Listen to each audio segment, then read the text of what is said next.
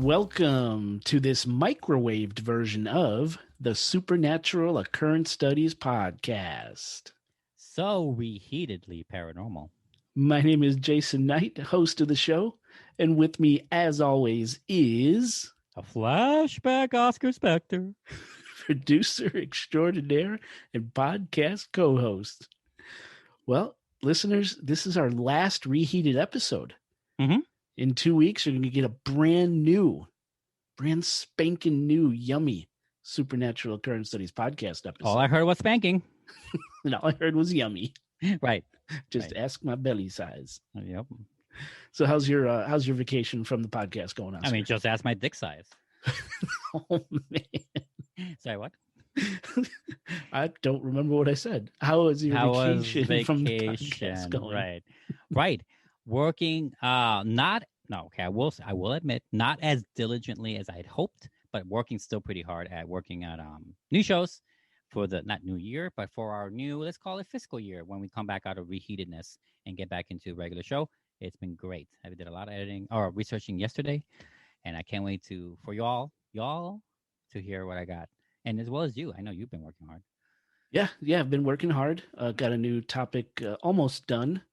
So we'll have quite a few in the bank, which is going to be nice. So we won't be under the gun, hopefully, for all of 2021. For the remainder of our lives. For the remainder of our forever and ever. Amen. Right. Oh, amen. Right.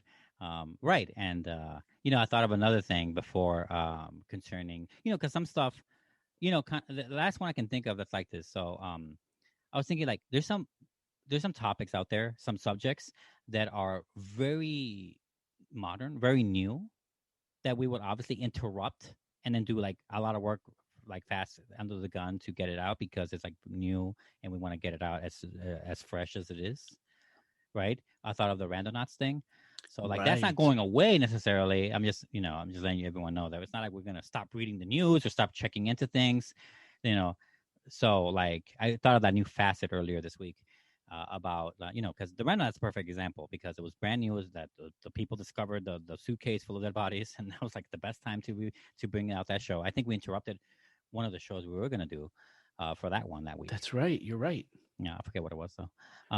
But yeah, and so that's not going away. It's not like we're done, whatever. And before you wonder, like, wait a second, if I write feedback, will they even know if they recorded in advance? Yes, we will know, and we're not even above like re-recording some intros to include feedback.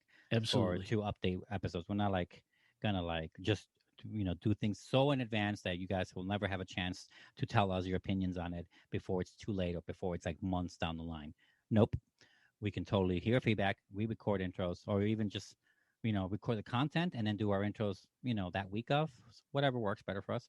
So like it's, it's still going to be malleable enough for us to work at the same capacity, just like less stressful. Great points. A lot of podcasts out there, a lot of big podcasts, they do the same thing. They'll get a bunch in the bank. Mm-hmm. Release, give themselves time to breathe, to research new stuff, and just never fall under the gun and sacrifice quality. But at the same time, like Oscar said, that it's a great point. If something is viral, if something's breaking, we will break that bank of episodes we have rolling out and bring you brand new fresh content in the middle. That's right. Absolutely true. If this monolith thing was a real thing, we might have interrupted our vacation for it. The monolith. Yeah. We were watching it, remember? Yeah, we were. We were thinking about doing it, and then maybe not. Yeah. But yeah. That's a great point. And then true with feedback, because we do have some feedback. We got a new iTunes review, which I'll discuss on our first or second, maybe, new show. Episode. I see. Okay, right. Yeah. So yeah, we will still interact with you guys and re-record as needed. So keep the feedback coming. And if you're wondering, like, why hasn't Oscar, who said he would do a lot more twitching, hasn't done it for the last 2 weeks, I will say maybe 3 weeks. Oh my God, if it's been a little while, yeah. I apologize. It's just because, my God, I've been double as busy, like holiday level busy with my other show. Real quick, it's called Another Movie Podcast. Another Movie Podcast. Yes, where we do movie reviews. Really, that's why it's called Another Movie Podcast. There's yet another one out there, guys, and I do it with my brother and my best friend. And it's our top 10 season. It's our biggest season for us because it's the biggest time of the year where we record. We do record a lot more shows. They're longer shows, and they all get released not on a bi-weekly basis, but on a weekly basis to get them out in good order. I want to get them all out in January. They're due this weekend. The last one is due this weekend. Then we're taking a break. I suggested to them, and they're all cool with it. But I'll have more free time to actually go out there and play. I haven't played a game in 2 weeks, so like it's not like because I can't record or Twitch with you guys. It's just that I haven't even played one game. So like just haven't had the time. But I will now. I will very soon. Very good. So. Yeah, and if they follow us on Twitch, which again, check the show notes for a link to our Twitch channel. If they follow us on Twitch, they'd be notified when you do jump online, correct? Mm-hmm, mm-hmm. Yeah. So there you go. So follow us on Twitch. Twitch. I don't know. You didn't need to do that. Let's rewind. No. Can we rewind? No, we're doing enough reheating and rewinding today. Yeah. So let's talk a little bit about this episode. What made you? You chose this one, the Gacy one. What made you reheat this one? Oh, episode 86. Mm-hmm. Chicago's Killer Clown, John Wayne Gacy. You know, that was originally released February 18th, 2019. So almost 2 years ago. Yeah. Wow. Right? It does feel lesser than that. It feels like it was a year ago, not 2 years ago. Is that weird? When I looked up the date, I was like, wow, it's been that long. It definitely feels like it was more recent, for sure. Okay. So why did I choose this one? Well, one is I had such a great time researching that episode. I knew about Gacy, and I'll get into this in a moment, but, I knew about Gacy. I thought I knew a lot. But really, when I started digging deep, the different things we uncovered was really quite spectacular. And I remember specifically doing a lot of this research in my hotel rooms and kind of freaking myself out. Not as much as I got freaked out with Dean Coral. But because that time when I was researching Dean Coral, I actually saw something in my hotel room, scared the shit out of me. But right. I'd freak myself out, researching this stuff on the road and things. And it was just a really fun episode to research. And we've gotten some really good feedback, especially on YouTube, from this episode. From someone who was a researcher. He wrote or she wrote on YouTube that this is some of the best research they've ever heard assembled on Gacy. So right, because it's also really tough to tackle on such a high profile subject or such a high profile serial killer. Like he's like, I don't say creme de la creme because it kind of gives me some sort of positive viewpoint, right. But one of the worst and one of the most notorious and known and infamous. And it's double hard to come up with. Not I don't say new material necessarily. This is not the John Benet Ramsey case or anything, but like it's not a new. It is a new take, but it's really the way it's packaged. It's what's the only way we can make it new, and that's what we did. And yes, you did a good job, Jay. Really good. Thank you. And apparently listeners liked it too. So I thought it would be cool to reheat this one in case our new listeners haven't gone back that far, to episode 86. Mm-hmm. So I wanted to get it out there once again. But I was really thinking about it and why did I want to do this again? Besides it came out well, but what else? And really what I've come up with is that I have a slight, and this is terrible to say, okay, mm-hmm. I have a slight obsession with John Wayne Gacy. It's not terrible. I don't think so. No? I'm on your side here. And I think he's been in the peripheral of my life, my entire life. He has. Yeah. My mom knew this man. My mom interacted with this man. That's right. We visited his house at 8213 West Summerdale. Not 2128? No. Sorry.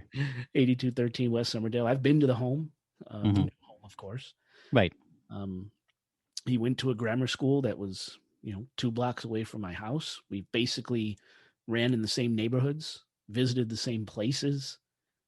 Matter of fact, my mom was there when they were pulling bodies out of that home. So, wow. Yes. So this monster has always been in the peripheral of my life. And really, he's shaped how I behave as a father when it comes to protecting my kids. And are you referring to like kids as in like, so they won't meet a John Wayne Gacy time? Exactly. Good, because they could. I mean, because you could have gone the other way and gone like, Oh no, no, I'm not doing the handcuff trick like with my kids. no, I don't know. I don't mean that either. I mean like the way he lived a dual life. I see. He No, was seen very nice and a very like a successful member of the community, like that dual nature, right? Lying to one to do this dark stuff at night. absolutely. Right, like, that's what I meant. I thought you, I thought you were gonna go. Oh, I'm surprise! like, I'm a serial killer. right. No, he really put this paranoia in me to where, it affects what I allow my kids to do, Mm-hmm. where I allow them to go, who I allow them to go with, Right. how long I let them out of my sight. Mm-hmm. So when I really sat back and thought about it, yeah, this person has affected me, being in such a close vicinity in my life, Right. for my entire life. So that's really why I chose to reheat this episode.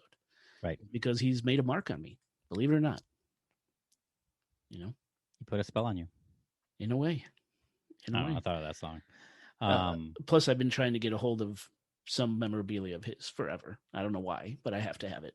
I know you got that one thing. Do you have any more than that picture you showed that one time? Oh, the crime scene photo. Oh, right. Yeah.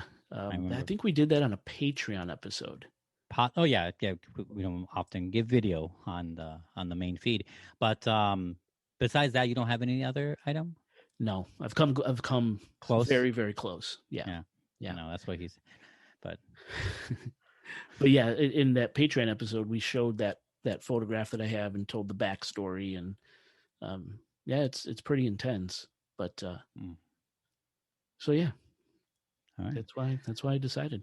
And also, listeners, I know that people, like, oh, I've heard this already. I'll just listen to the intro, and I already heard the Gacy episode, and that's all you're going to listen to. Before you do that, I'm just going to say I will be including our kind of like, low-key or low-rent opinions on the latest WandaVision on our outtakes for this episode. So if you're curious, you might want to go to the end of the episode, because we do talk about it quite a bit, and I'm thinking of including it into the outtakes, because sometimes I include the outtakes from that year, whatever episode that was. Yeah. But in this case, I think we had some fun stuff to say about it, so I'm going to leave it in there. Oh, that's fun. Something old, something new. Right, exactly. New intro, new bonus, new outtakes. Outtakes. Yeah. Mm-hmm. Well, it's the same old episode. Just so you know, it's there.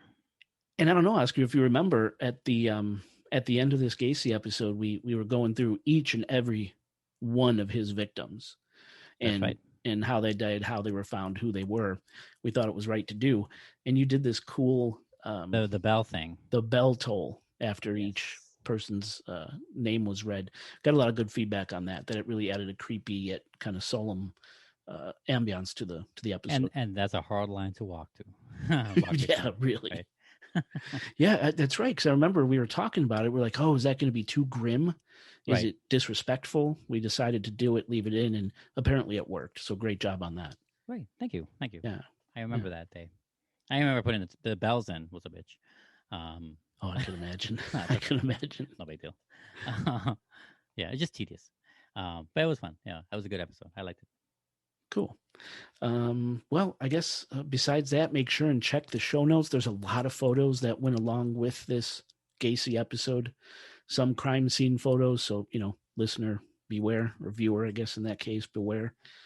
But other than that, reach us at our website, chicagoghostpodcast.com. Support us on Patreon, patreon.com/supernatural occurrence studies podcast. And I guess with that, Oscar, what do you say we jump into this episode? Let's do it right now. Welcome back to the podcast. Listeners, please check out our sponsors, follow those links, and help support the show. Or don't. We're hungry. We're hungry? I don't know. Oh, okay. I thought you meant you were referencing support. The ad. We're hungry for support. Okay. You know what I didn't mention in my social media lineup is leave us an iTunes Pigeon rating. carry? Oh, okay. Leave us an iTunes rating. You're probably listening to the podcast on a phone right now. You could rate right there. Yeah, or a telegraph. You could send a telegraph, right? Through Morse code? No. Through the Bell Company? I don't think so. Nope. Ma Bell? Ma Bell? Ma Bell. Wow.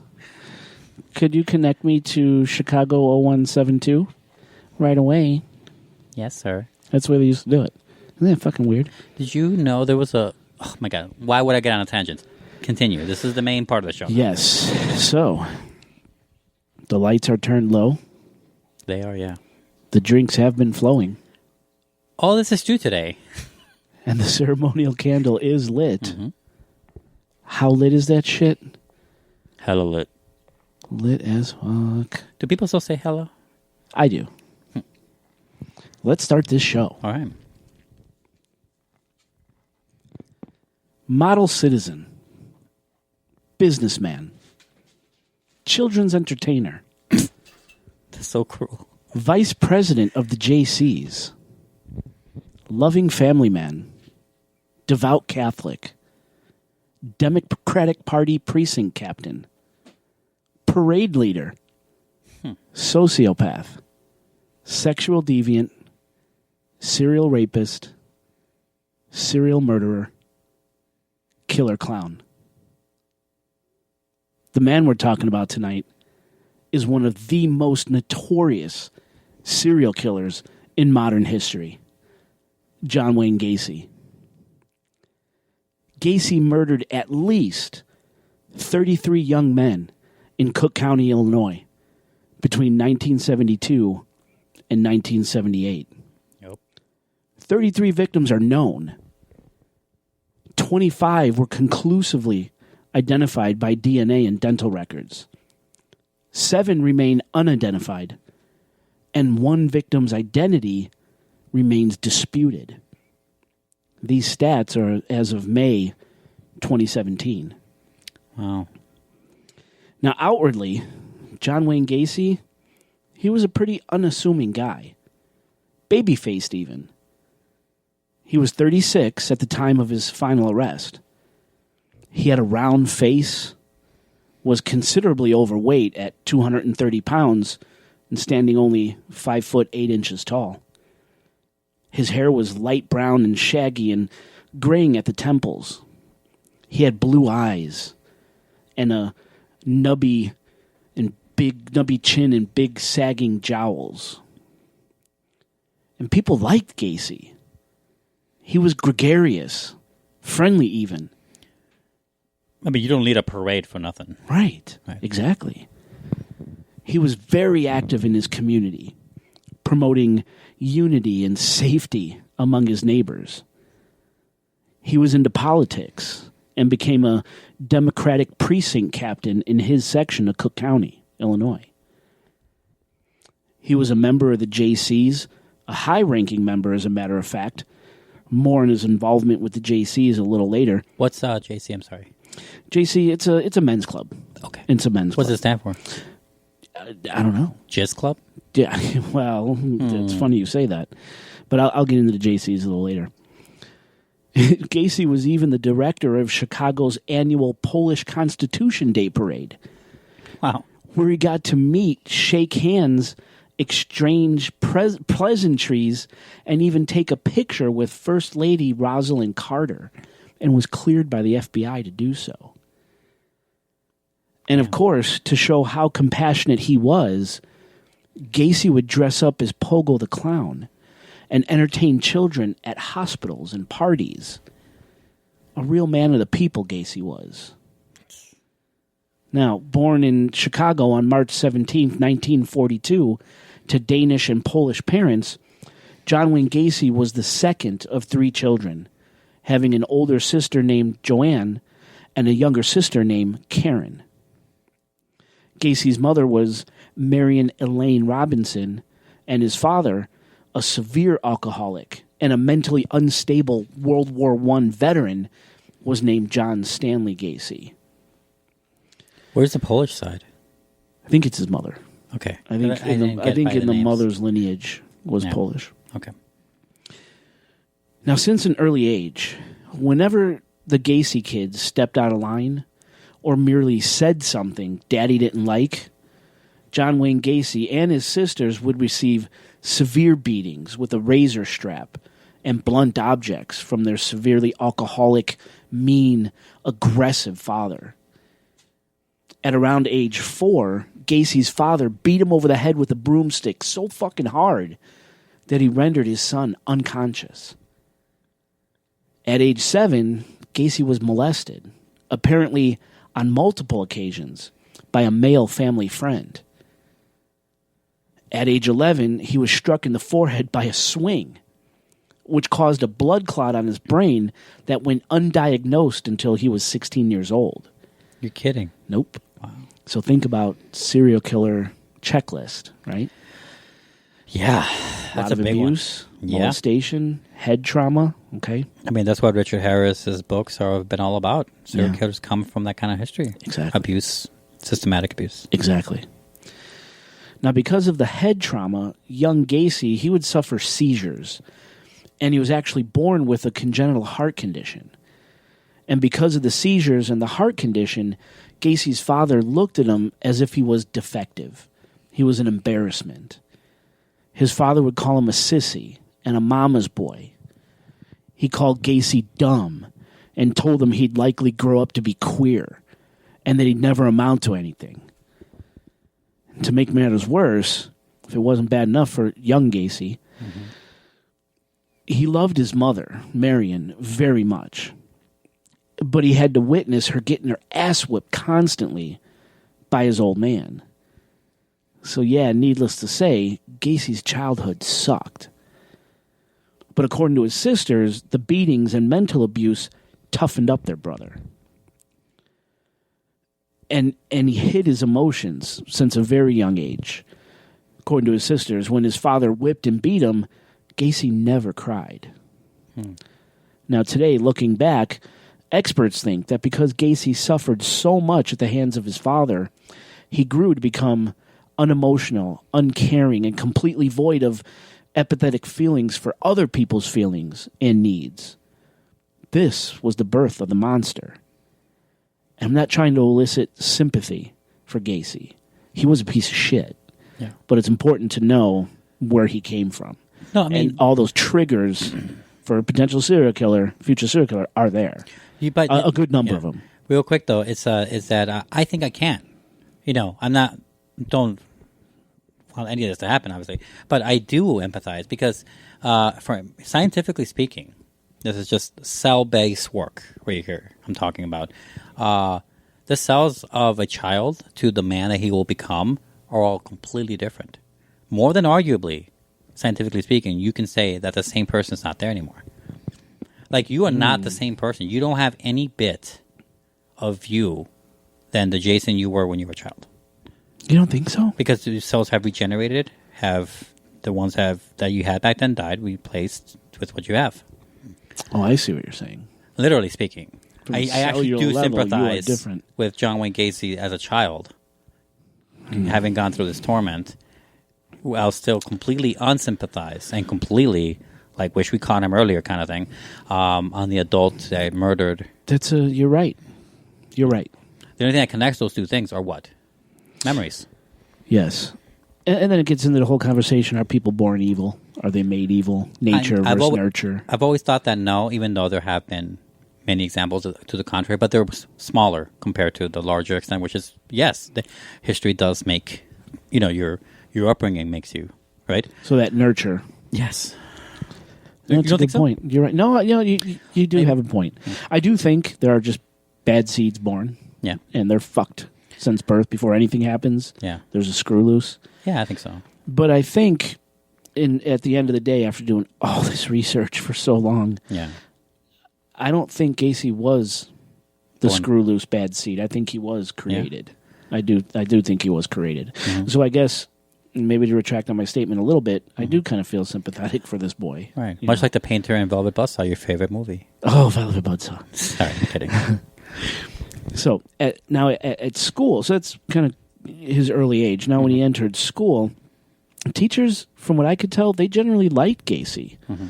They said he was pretty smart, but he was a loner. Not a bad kid. He was just a loner. Yeah. But because of his heart condition, he couldn't really play with the other kids. He was told by doctors, no sports, no rough play, no running, shit like that. Yeah. So because he couldn't play with the other kids, he was alienated.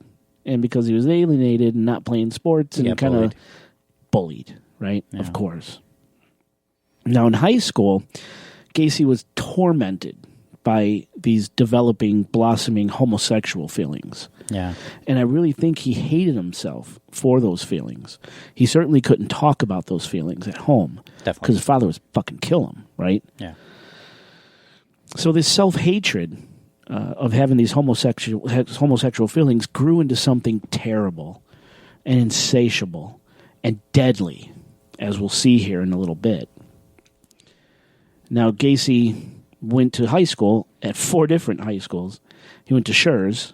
I've been there. Right? Yeah. I didn't go to school there. But no, I've been there 1,000 times with friends. And I think I dated someone. Yeah. Yeah. We went to Prosser. Oh, God. And a bunch of people from Prosser I knew, too. Fuck Prosser. Cooley Vocational, which I never knew, and Providence St. Mel, all here in Chicago. I don't know those last two. Yeah. But he never graduated high school. And so he dropped out. And after dropping out of school, permanently out of high school, and to get away from his abusive father, Gacy hightailed it to Nevada. He moved out to Nevada, where he became a mortuary assistant at the age of 18. He used to death, you mean? Dude, so he slept in a cot behind the embalming room. And one night, something creeped into Gacy's head. He decided to crawl into a coffin, which contained a deceased teenage male.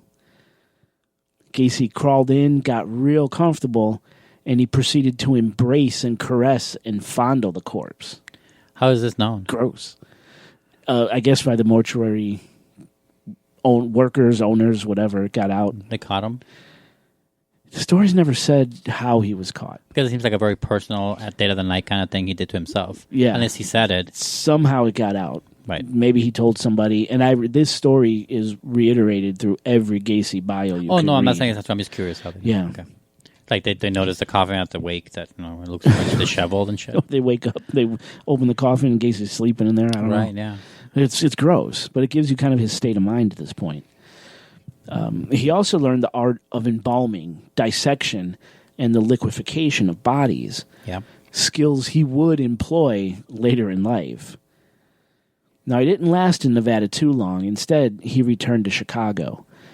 And even though he didn't graduate high school, when he returned to Chicago, he managed to get himself enrolled in Northwestern Business School, and he graduated college in 1963. That's strange.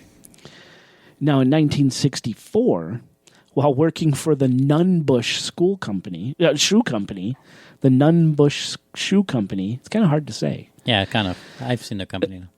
Right? They're still in existence. Yes, they're still here. Yeah, you can buy one. So in 64, after graduating, he got a job as a shoe salesman at the Nunbush Shoe Company right here in Chicago. And he was an up-and-comer in the company. He was doing really well. So because he was up-and-coming, Nunbush transferred Gacy down to a Springfield, Illinois location to take on a more sort of management-type role. Mm-hmm.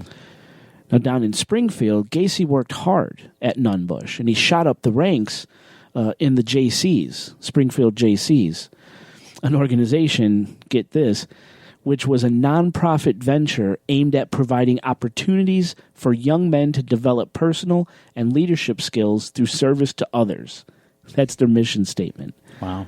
Gacy was a vice president of this organization. It's so fucking ironic. Yeah.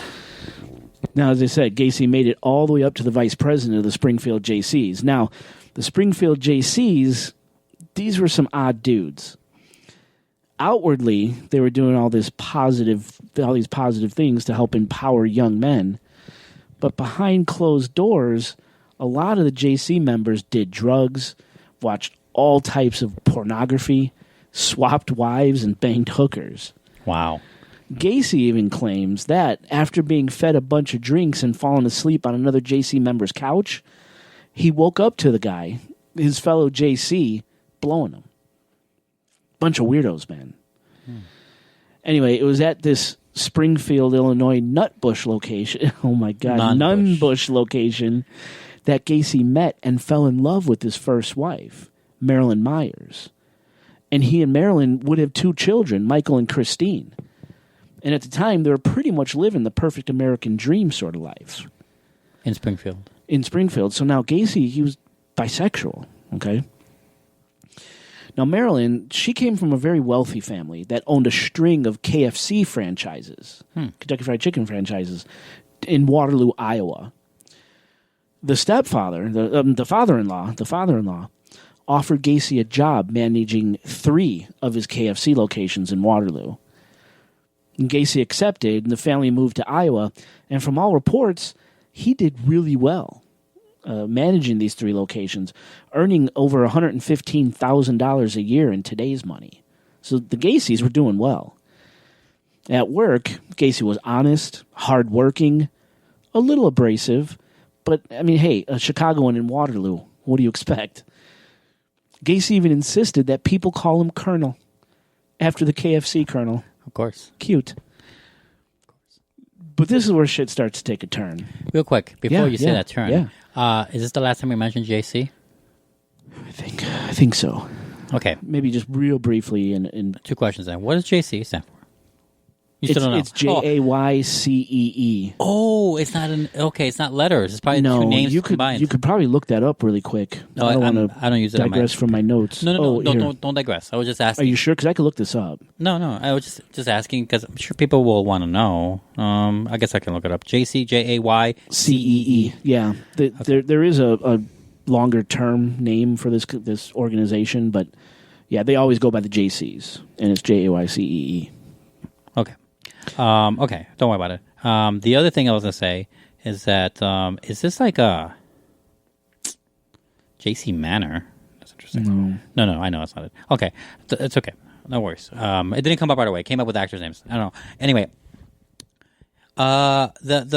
what do you think of this JC place being like a hotbed for deviants? Man. For business owner, deviant types that help young people become their potentials. And the young males. Specifically. Right. It's like you're creating the best they could be. A boys' club to deviants, right, or something?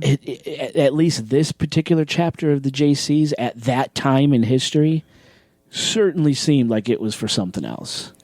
It's like a local version of some of those crazier theories we have about Freemasons, right? It's kind of along that line. Like it's like their first. They're not step. as conspiratorial, but it's this fraternal brotherhood of men, getting together. It's all stag parties and drinking and porn and right. Since you used to drink at 9 in the morning or whatever. Right, exactly. Basement porno movie shows. Right. I just don't want to skip cheap that. Beer. I didn't want to skip that because it seems like a red flag in our, at least in Illinois history, that this place existed and maybe they still do exist. I don't know how many of these clubs still exist. I'm sure they do. I only heard of them. Never been in one in my life. And that this one seems to have a dark chapter during this decade or two. And it also speaks to how the opposite of the lucky dice falling on Gacy to have all these experiences to make the fucking perfect serial killer. Oh, yeah. Oh, my God. Yep. So, JC's, United States Junior Chamber, also known as the JC's, is a leadership training and civic organization for people between the ages of 18 and 40. It's a branch of Junior Chamber International. Okay. That's according to... Gotcha. To their website here. United States Junior Chamber is another name for, or JC's is another name for United States Junior Chamber. Got it. No wonder I couldn't find it right because JC is not enough. Yeah. But no, great questions. I should have had that in my notes. No, it's okay. But I mean, also if people want to because all the way back to 1920 as well. Wow. It's also good to give our audience some information like this, so if they want to look it up for themselves and absolutely get their own info, whatever background. No, you're right. Yeah. You're right. So, so the Gacys are kind of living the high life in Waterloo, Iowa, making $115K plus a year. Things are fucking good. He's being called the Colonel. Everyone loves him. Although there were reports at the various KFC branches he managed that Gacy showered a lot of attention on the male employees. He had both male and female employees, but he was always after those male employees. So there was some inklings there, some signs. Yeah. But this is where shit starts to take a turn, right? All the while, Gacy's married to Marilyn and living the greasy KFC dream. John Wayne Gacy is craving men, young men, boys even. Yeah. In March of 1968, Gacy forced 15-year-old Donald Voorhees, I know, right? To perform oral sex on him. On December 3rd, 1968, Gacy was sentenced to 10 years in Anamosa State Prison in Anamosa, Iowa, for both the Voorhees case and an attempted sexual assault of a 16-year-old named Edward Lynch. Gacy was convicted on the assault charge with Lynch, and convicted of an oral sodomy charge for Voorhees.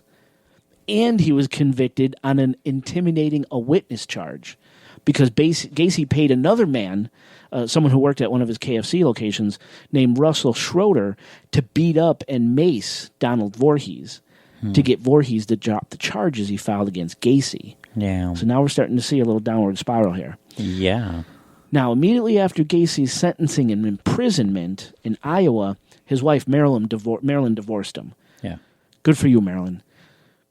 And that's really where Marilyn and the kids step out. You don't hear anything about them ever again. But they get ghost. I mean, that's good. Good for them. Right. Get the fuck out when they're getting. Yeah.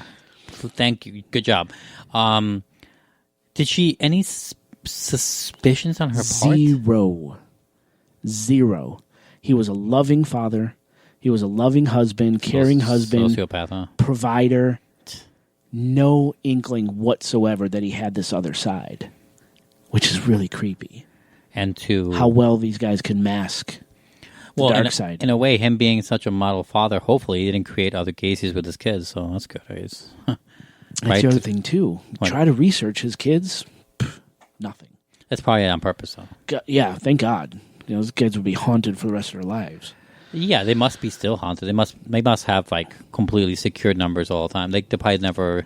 Probably not even the same names anymore. Probably not even the same names. They probably don't have a Facebook account. Things like that. You just don't. Right. Yeah, that's probably true. It's great because they just step off the pages of history and they're gone. Yeah, they're probably told from an early age, this is your father, or maybe not even that. Maybe, your father ran off, or right? Exactly. Or whatever. You know what I'm saying? Yeah. Okay.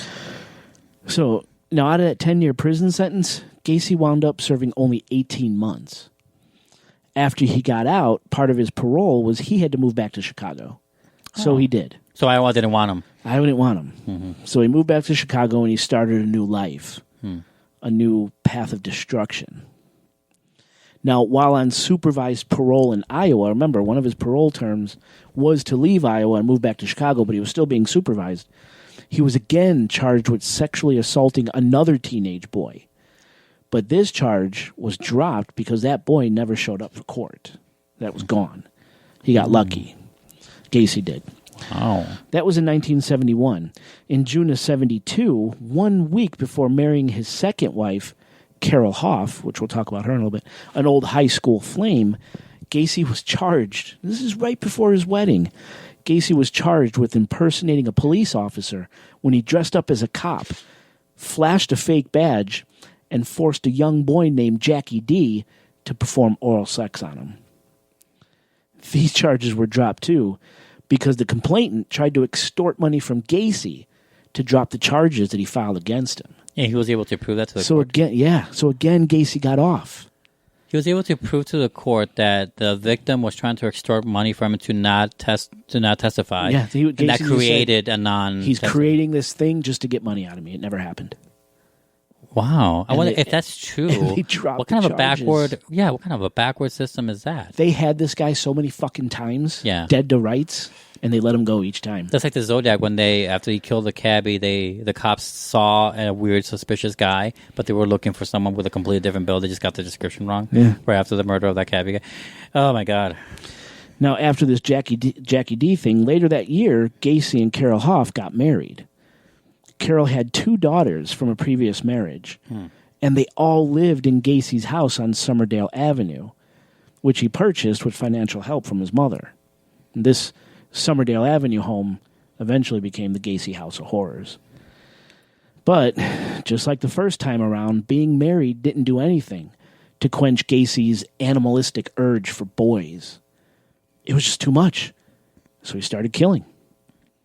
He stopped having sex with his wife. He kept on killing.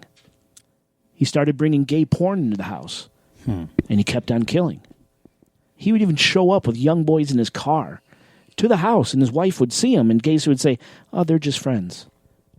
And he still kept killing. How old boys? And burying in his crawl space. Yes, that's the big one. So we're going to get into the profiles of these guys and young men and boys. But what are the age range? 14 up to later 20s. Okay, so basically high school level.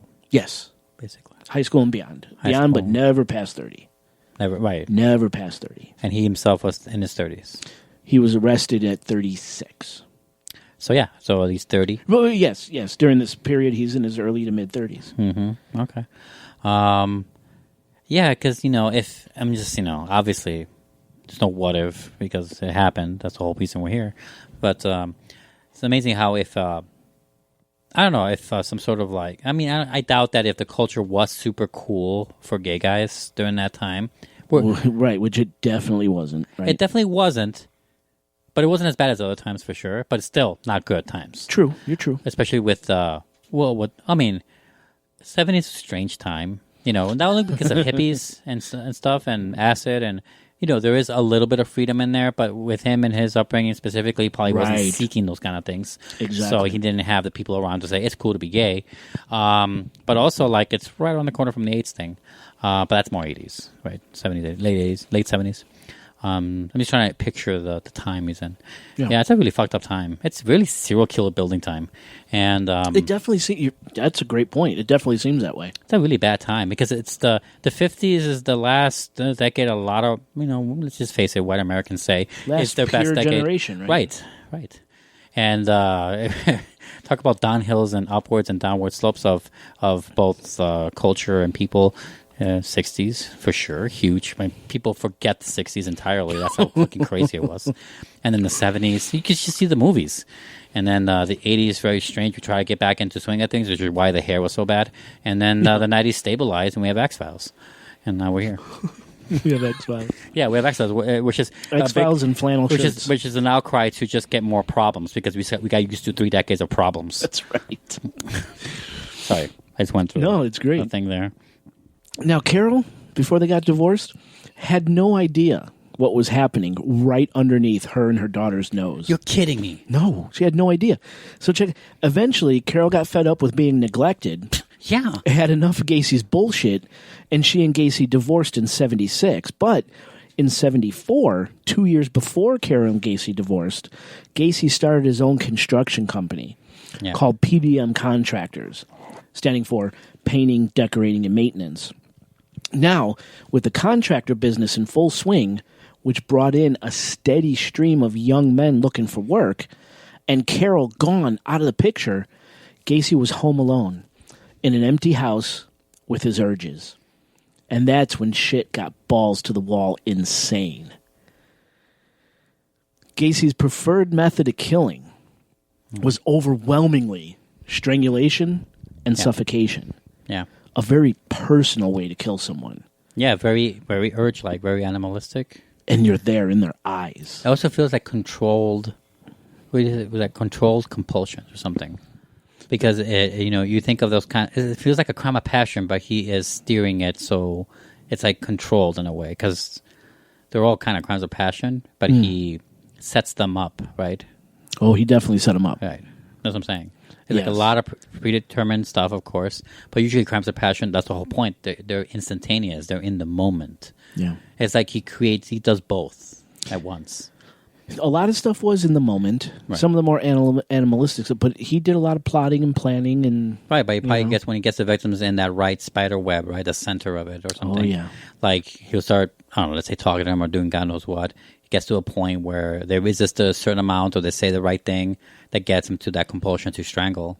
Like he sets himself up to do the crime of passion. It feels like. Yeah. Don't know really for sure. But we'll see how this falls out. Mm-hmm.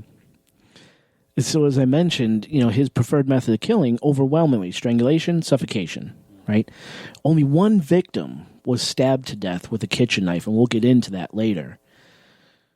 Gacy lured young men to his home at 8213 West Summerdale Avenue in Norwood Park Township, near Harwood Heights in Norwich, Illinois, with the promise of construction work, drugs, mainly the ganj, weed, and alcohol.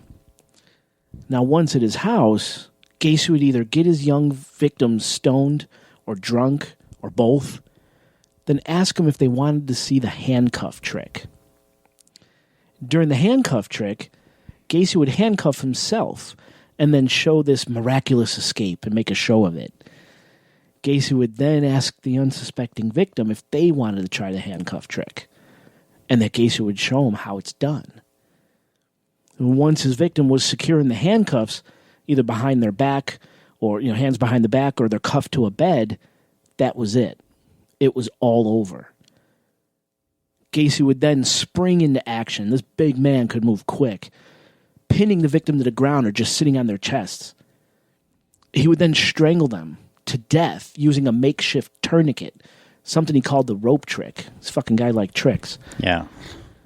Gacy liked the rope trick because he could watch his victims die slowly.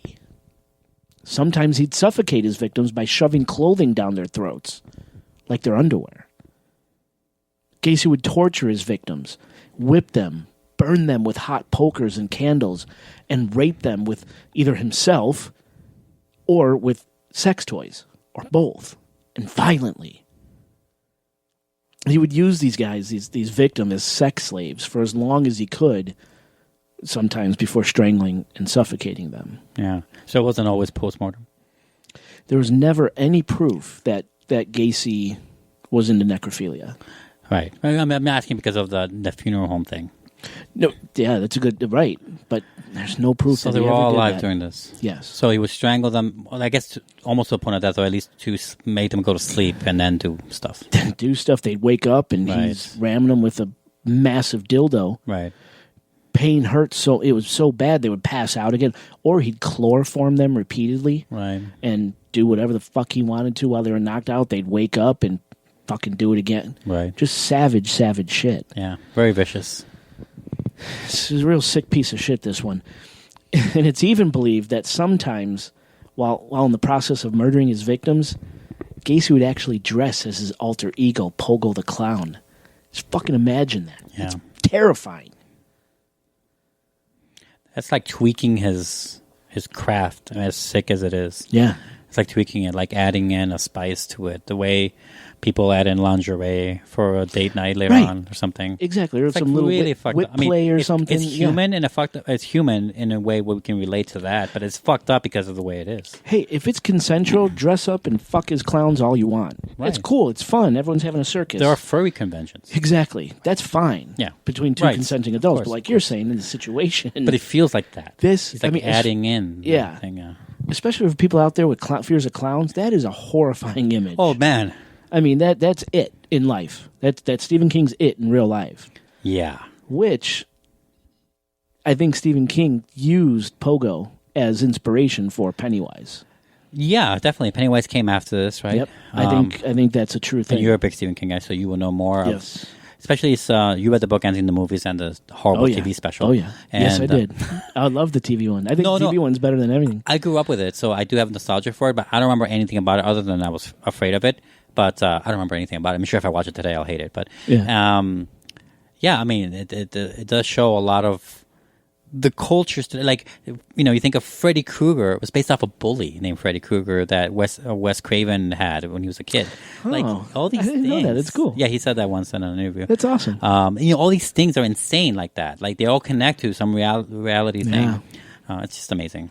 Cool. Yeah, byproducts of stuff. But so sometimes it's said that Gacy would dress up as Pogo to commit these atrocities on these unsuspecting men. Can I just say something very strange? Sure. Sorry, I'm so sorry. No. I'm only saying this because I just got this now. I almost said her pet name I have for herself, Lexi. She asked me like, "Oh, what are you guys recording about?" And I told her John Wayne Gacy, and she texted me like, "My old teacher was his neighbor."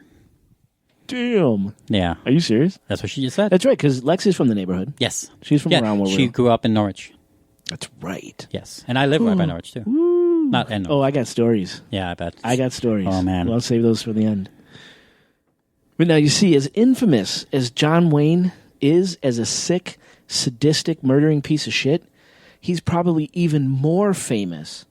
Infamous? I don't know. Yeah, infamous. As his alter ego, the killer clown known as Pogo. Yeah, definitely. I mean, Sweet Tooth from Twisted Metal's probably created from that. Like, you think of all these. They're actually probably exactly right. I think you're right. All these things that we know is fucking based on this fucked up guy. Yes. So while Gacy was running around murdering young boys and men by the dozens, he would also moonlight as Pogo the fucking clown.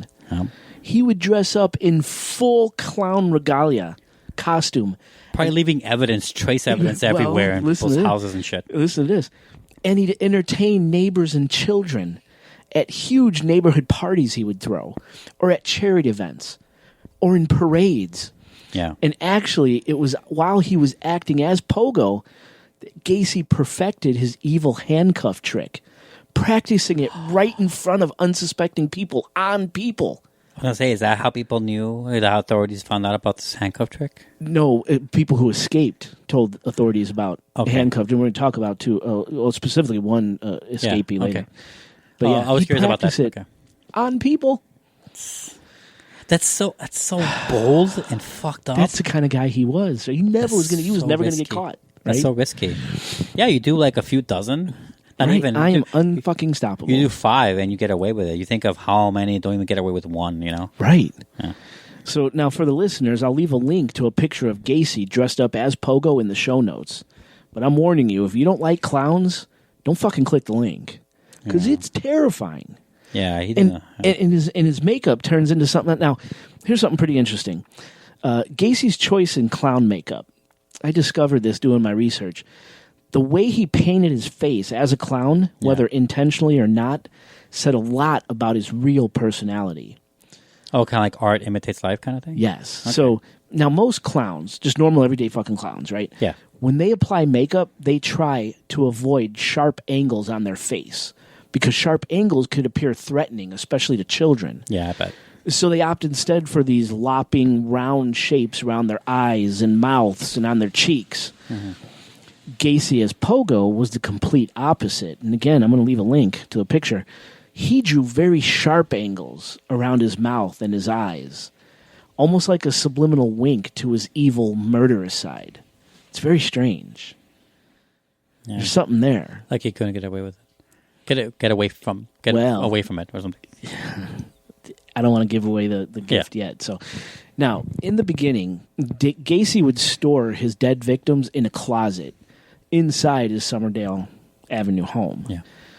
But for Gacy, this proved to be inefficient because, as he said himself, liquid, would often leak out of victims' mouths or other orifices, even though Gacy would stuff body cavities with victims' underwear to prevent leakage. Yeah. Kind of a twist on a skill he learned as that mortician's assistant. Yeah. So instead of the closet where everything was leaking out, nearly all of his victims wound up buried in his dirt crawl space. Now, authorities strongly believe that while Carol, his second wife, and the kids, her daughters, his stepkids, lived in the Somerdale house, there were bodies already in the basement, and that the basement cemetery was being added to on a regular basis. In fact, Carol herself thinks that murders were committed while she was in the fucking house. Was it that noise canceling? It must have been, or she was asleep, or Gacy just said, I'm going to be working in this other room here. Yeah, maybe turn on one of the construction saws or something. Right, or in the garage. I mean, do you think that on the first day he's like giving an IQ test? Okay, it's low enough. You won't figure this shit out. She can move in. Right. Now, if Carol ever questioned, because it was in the dirt crawl space. I shouldn't blame her about Jesus. If I don't know, no, I mean, come on. Literally under your nose. I mean, I don't know every situation, but Jesus. Well, I mean, the Somerdale home wasn't a mansion. Right. You know, there wasn't a west wing and an east wing to this motherfucker. But also, you ever notice in serial killer movies especially, they always have the longest basements. Right, yeah, these supervillain basements. Right, I'm like, where is this apartment? No, this was a 4-foot crawl space. Right. Yeah. Underneath the house. And in those neighborhoods in Chicago, I grew up in those neighborhoods. Do you think he purposely didn't choose, like, bigger children? Oh, I don't know. For that reason? Like, just skinnier the better? Scrawny? I'm just curious. I don't think so. I don't think he put that kind of thought No, into probably it, not. you know? Okay, I'm just fucking sorry. But that's how a lot of those houses were. These older houses built in those neighborhoods, they didn't have nice cement basements, drywalled and everything like we're sitting in right now. Yeah. Oh, I had a fucking dirt crawl space. And it was nasty and scary and dirty and cobweb and spiders and mice and rats down there. It was horrible. Yeah. But so this is what we're talking about, right? Now, if his wife Carol ever questioned the terrible smell coming from the crawl space, and she did, Gacy just told her it was stagnant water mixed with dirt, just crawl space funk. And when the basement got too full, there were too many bodies in this crawl space, oh my God. Gacy resorted to throwing 5 of his victims off the I-55 bridge into the Des Plaines River, one of which landed on a fucking passing barge. when he threw the body over, like a movie, like you blew your hand off. Wayne's Tom Hanks. No, Wayne's. Tom Hanks. He's very proper. He was a robber. Lady Killers. Lady Killers, yes. When he throw the body over and it lands right on that fucking barge. Yes. Same thing happened to Gacy, man. What a strange, that was a strange reference. And he never got caught. No one's talked about that movie since it came out. I love it because my favorite part of that movie is, hey, jackass, you blew your hand off. Bloot. Instead of blow your hand off. That's your favorite part? Bloot. That's why you remember that movie? Fucking hilarious. Okay. You blew your hand off. I'm just saying. Okay. So it landed on a passing bar. I mean, shit right out of movies. Now, only 4 of the Des Plaines River victims of Gacy's were ever found. Oh, and that's the fifth, huh? He tossed over 5. Over 5? Yeah. How is that known? Gacy. Oh, he just said it? From his confessions. Yeah. So, now, I'm going to get into how Gacy got caught in much greater detail when I talk about his final victim, Robert Piest. But for now, Gacy's final arrest happened on December 22nd, 1978. And I say final because he was arrested multiple times for doing these assaults and sexual batteries and stuff. Is this the assaults and batteries throughout this time period? No arrests. No arrests while he was murdered. Right, okay. Yeah. Make it sure. Okay. Suspicion, but no arrests. Gotcha.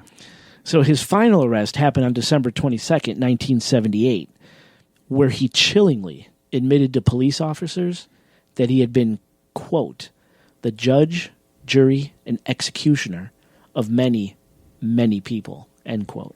That's what he said it? That's what he fucking told authorities. That's how he said it? Yes. God, the ego. This guy, yeah, exactly. My God. Now, after he said that quote, he then confessed to killing 25 to 30 people. He didn't even know how many fucking people he killed. Oh, yeah. After a while, you lose count of people you slept with. Yeah.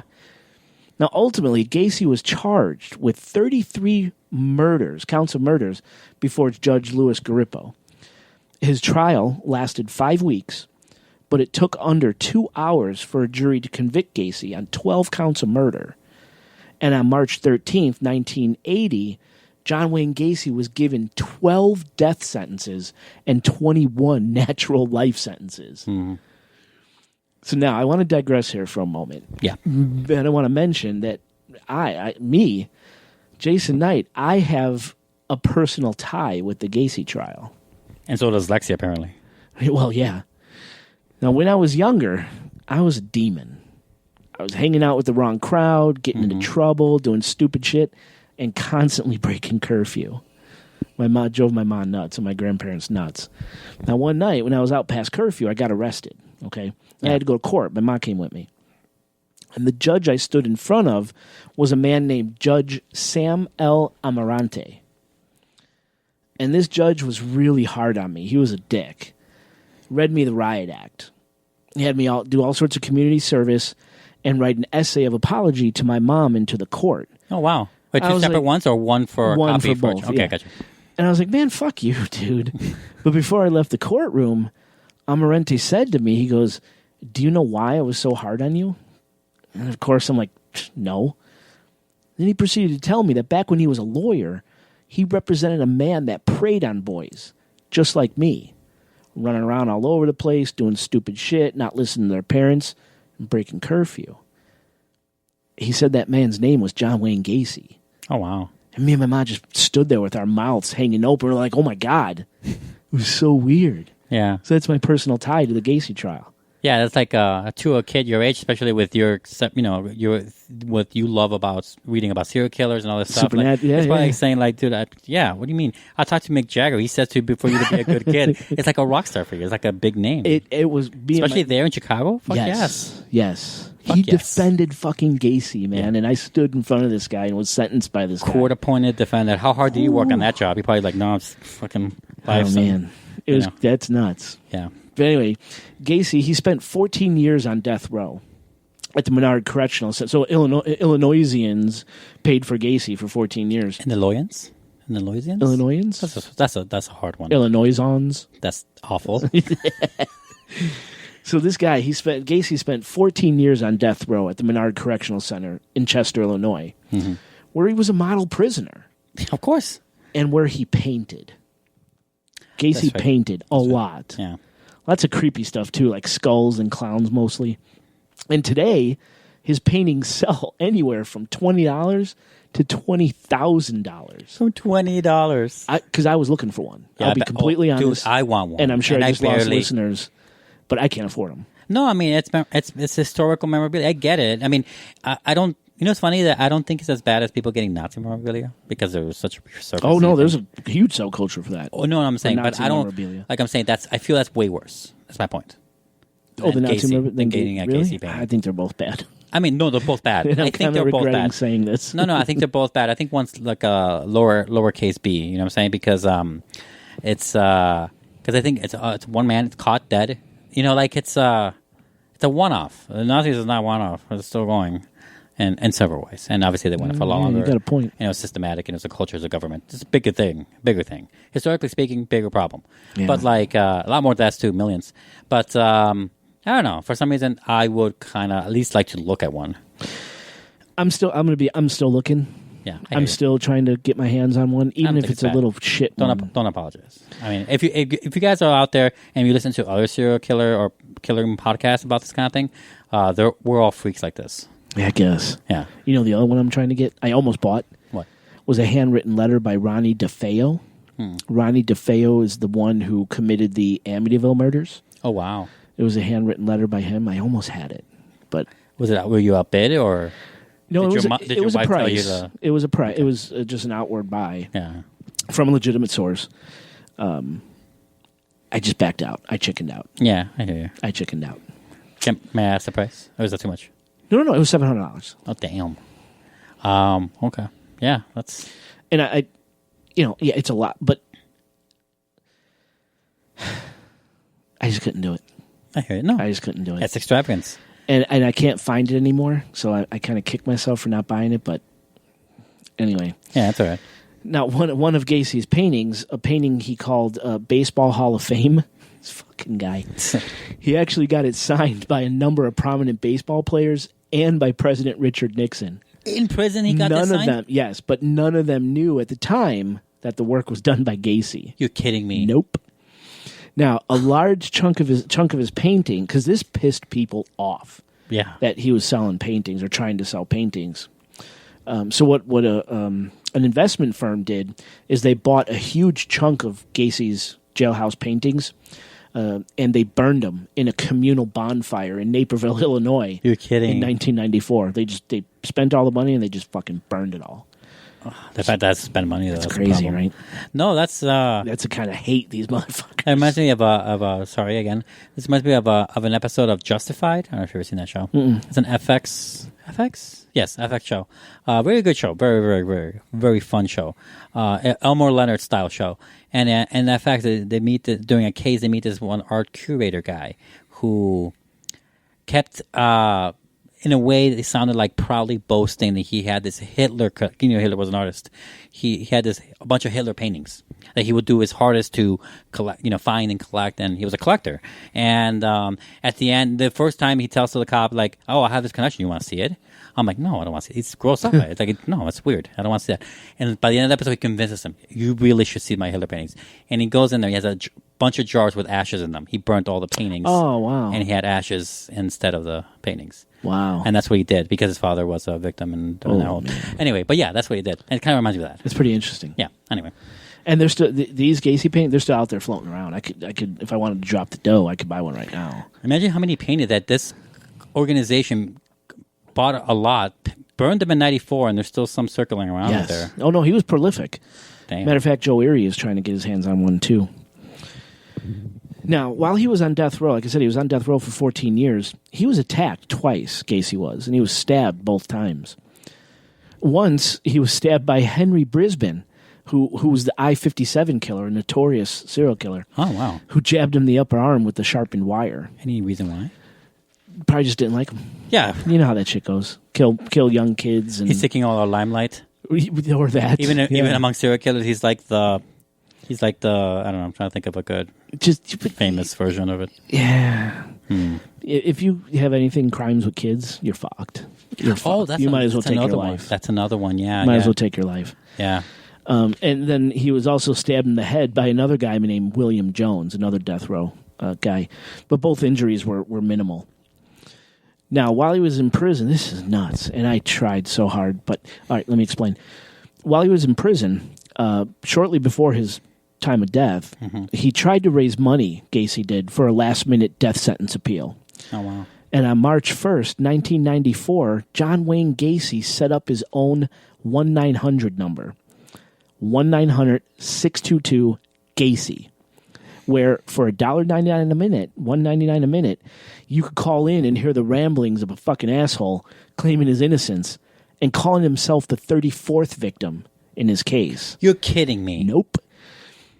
To listen to the message in its entirety, 12 minutes long, a caller would pay a total of $24.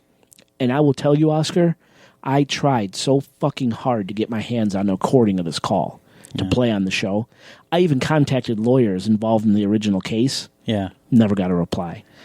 So I'm sorry, listeners. I tried. That would be so cool if we could play it. Man. I mean, you know what I mean. Historically awesome. No, it would have been great for the podcast. I mean, let's just say it like it is. That would have been something. I mean, it's sad, but this is what hits, man. Also, damn. Yes. Now, luckily, the 1-900 scam didn't work. Right. And Gacy was never able to pull enough money together to launch an appeal. Right. But he had his own fucking 900 number. You better believe I called that number, too. Yeah. Just to see if anything was still there, and it's not. What is it? It was just the number you called. Gotcha. Yeah. But I tried contacting two of the original lawyers. He actually hired a publicity firm out of Florida to help him launch this 1-900 number. I tried looking up that company. It's no longer in existence. To see if anyone had a record or a recording. Anyone swallowed up that company like as a merger? Nothing. Oh. I couldn't find a damn thing. Damn. So, and I tried hard. I contacted the Library of Congress to see if they had it on record. Nothing. So somebody's got this. And there's no mention anywhere of how much he actually made through this 900 number. Because I'm sure it wasn't zero. No, it wasn't zero. Guaranteed. Yeah. Just a morbid curiosity. People would call. Fuck, I might have you call. Right. I won't call. So how I said that? Yes. Oh, shit. Yeah. Okay. Now, on May 9th, 1994, Gacy was transferred to Statesville Correctional Center in Crest Hill, Illinois. There, that day, he had a picnic with his family. His last meal was a dozen deep-fried shrimp, a family bucket of KFC, French fries, a pound of strawberries, and a large Diet Coke. Wow. Actually sounds kind of good. That doesn't sound bad. It's a pretty good last meal. I'm kind of hungry. That motherfucker, that. Now, but KFC, is that like a jab at his own life? Oh, my God. I know, right? Knowing him, it probably was. Yeah. I'm the colonel, damn it, you know? Yeah, and if we know more about his history that we don't know because we weren't there, his probably dad like loved shrimp or something. Yeah. Now, later that night, after the picnic and this awesome meal, he observed prayer with a Catholic priest. And later that night, he was executed by lethal injection. Now, in a funny twist of fate, the executioner botched the lethal injection job. So they had to stop and then restart Gacy's execution. Now, in total, it took Gacy 18 hopefully agonizing minutes to die. Probably did it on purpose. And it's possible. It is possible. I mean, it's not unheard of. Of course that's not unheard of. They're humans. Everyone involved in there. I mean, you can say they're completely separated from the same way like doctors or lawyers can be about certain clients. They can be as much as they want. They can be provoking about it. They can still have feelings about it. Yeah, exactly. I mean, they're humans. Yeah. No, I'm going to get him one last time. Very like Green Mile, although that's more positive. Yeah. And they said it hurt. There was a lot of pain there. Yeah. So good. And at 12:58 a.m. on May 10th, 1994, John Wayne Gacy was pronounced dead by congestive heart failure brought on by lethal amounts of potassium chloride. Yep. The lethal injection. You want to know what Gacy's last words were to the world?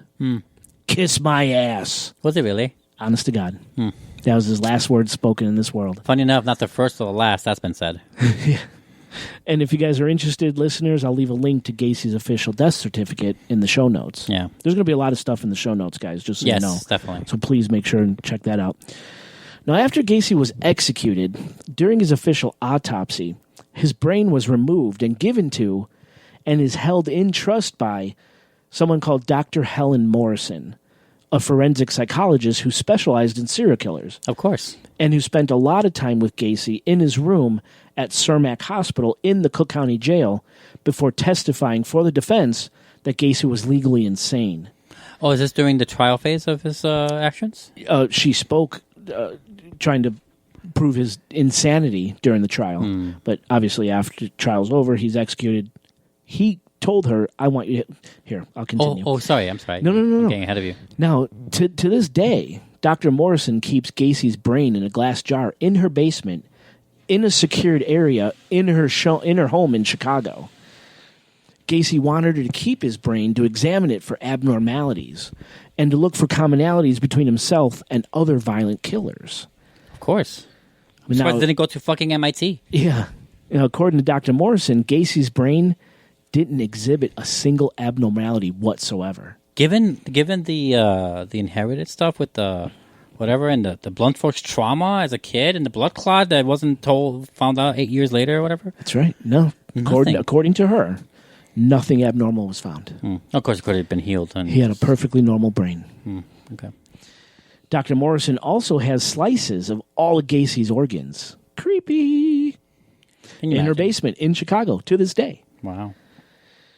It was Dr. Morrison's opinion that Gacy was unable to separate from his mother psychologically, and therefore Gacy never developed a separate identity. During the murders, she said, Gacy believed he was killing parts of himself that he didn't like. But because he was so prolific for so long and was able to dispose of the bodies so efficiently, insanity plea was thrown out of court. And of course, he was ultimately executed. Right, because of all the tricks and shit, all that pre-planning involved. Exactly. It's intelligent design. Yes. Got it. Yes. All right. Yeah. Now, after the autopsy was complete, officially, we lose track of John Wayne Gacy.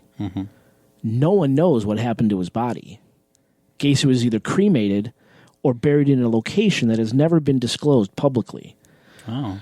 The popular theory says that he's interred at Mary Hill Catholic Cemetery in Niles, Illinois, where his parents are buried. Fuck, I drive by there every day. Gacy, possibly. Probably possible. Or he was cremated, and his ashes given to one of his sisters. No one knows. It was never disclosed. So Gacy's gone. Now, all throughout his prison term and trial, Gacy claimed he was innocent, that the murders were actually carried out by his employees at the construction company, who had keys to his home. And I really think there may be something to this. Remember Robin Gett, Oscar? I do. Of the Chicago Ripper Crew, which we covered on Supernatural Occurrence Studies podcast episode 56. So they have that to say the whole title. Yeah. Gett, that psycho fuck. He was employed by Gacy. Yes. Now, even though the victim type in the Gacy murders doesn't fit the profile of the Ripper Crew murders, the Ripper Crew victims, it's still startling that the two had a connection. There are other theories I'll explore about Gacy's innocence or not being the only one committing these crimes, but those theories are for another episode I'm working on. Yes. Okay. That you guys will be excited about. Yeah. I'm just going to tell you behind the scenes here. So John Wayne Gacy, he always claimed there were 4 Johns, or more like 4 personalities. Okay. There was John the Clown, the entertainer, the one who dressed up as infamous Pogo the Clown to entertain kids. Then there was John the Contractor and John the Politician. But the 4th John, the one that went by Jack Hanley, or just Jack, that was the evil one. Jack Hanley was the holder of all of Gacy's hate and his never-ending deviant sexual appetites. Essentially, Jack Hanley was the killer. Gacy claimed that when he blacked out, Jack took over, and he wasn't aware what Jack did when he was in control of Gacy's mind and body. And Jack hated homosexuality, which is why the victims had to die, as a lot of them went to Gacy for money in exchange for sexual favors. Gacy told authorities that he usually killed his victims for 1 or 2 reasons. Because the victim demanded more money for sex than was originally agreed upon, or because they posed a threat to him by exposing his sexual preferences to his neighbors, family, friends. Yeah. So when Gacy was given this statement naming the reasons for his murders, who was speaking?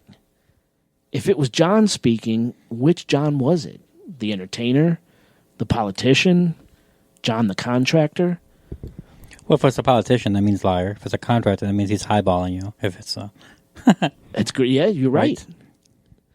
Or was it Jack Hanley speaking? It's impossible to say. Many people tried to diagnose John Wayne Gacy before, during, after his trial. Terms like schizophrenic, antisocial, multi-personality disorder, psychotic, and sociopath were all thrown around at various times. But at the end of the day, as we know, whatever crack diagnosis was assigned to him, he was held competent and stood trial and was convicted and executed. Now, if you're wondering whatever happened to Gacy's House of Horrors at 8213 West Somerdale, after it was torn apart by police agencies and everything dug up, excavated, and sifted through, the house was completely torn down in 79 and left to grow as an empty field for nearly 10 years. Oh, wow. The property... Now, imagine the fucking neighbors, right? Having to stare at this lot for 10 years. That's probably the history of where people in news reports, even in real life, would say, like, oh, when they interview the neighbors, like, oh, he was always such a quiet guy. And they nice did say guy. that. No, I'm sure they did. So this is the beginning of it, right? Yeah. The trend of that becoming into fiction and reality. Yeah. Where the victims never know it's the best thing to be a neighbor of a serial killer because he'll never kill you. Right. Right.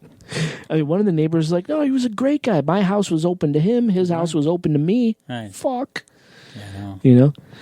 Now, the 8213 West Somerdale Avenue property, after growing for almost 10 years as just an empty, vacant, creepy, haunted lot, the property was purchased in 86. Jamba Juice. Oh, right. No. Sorry.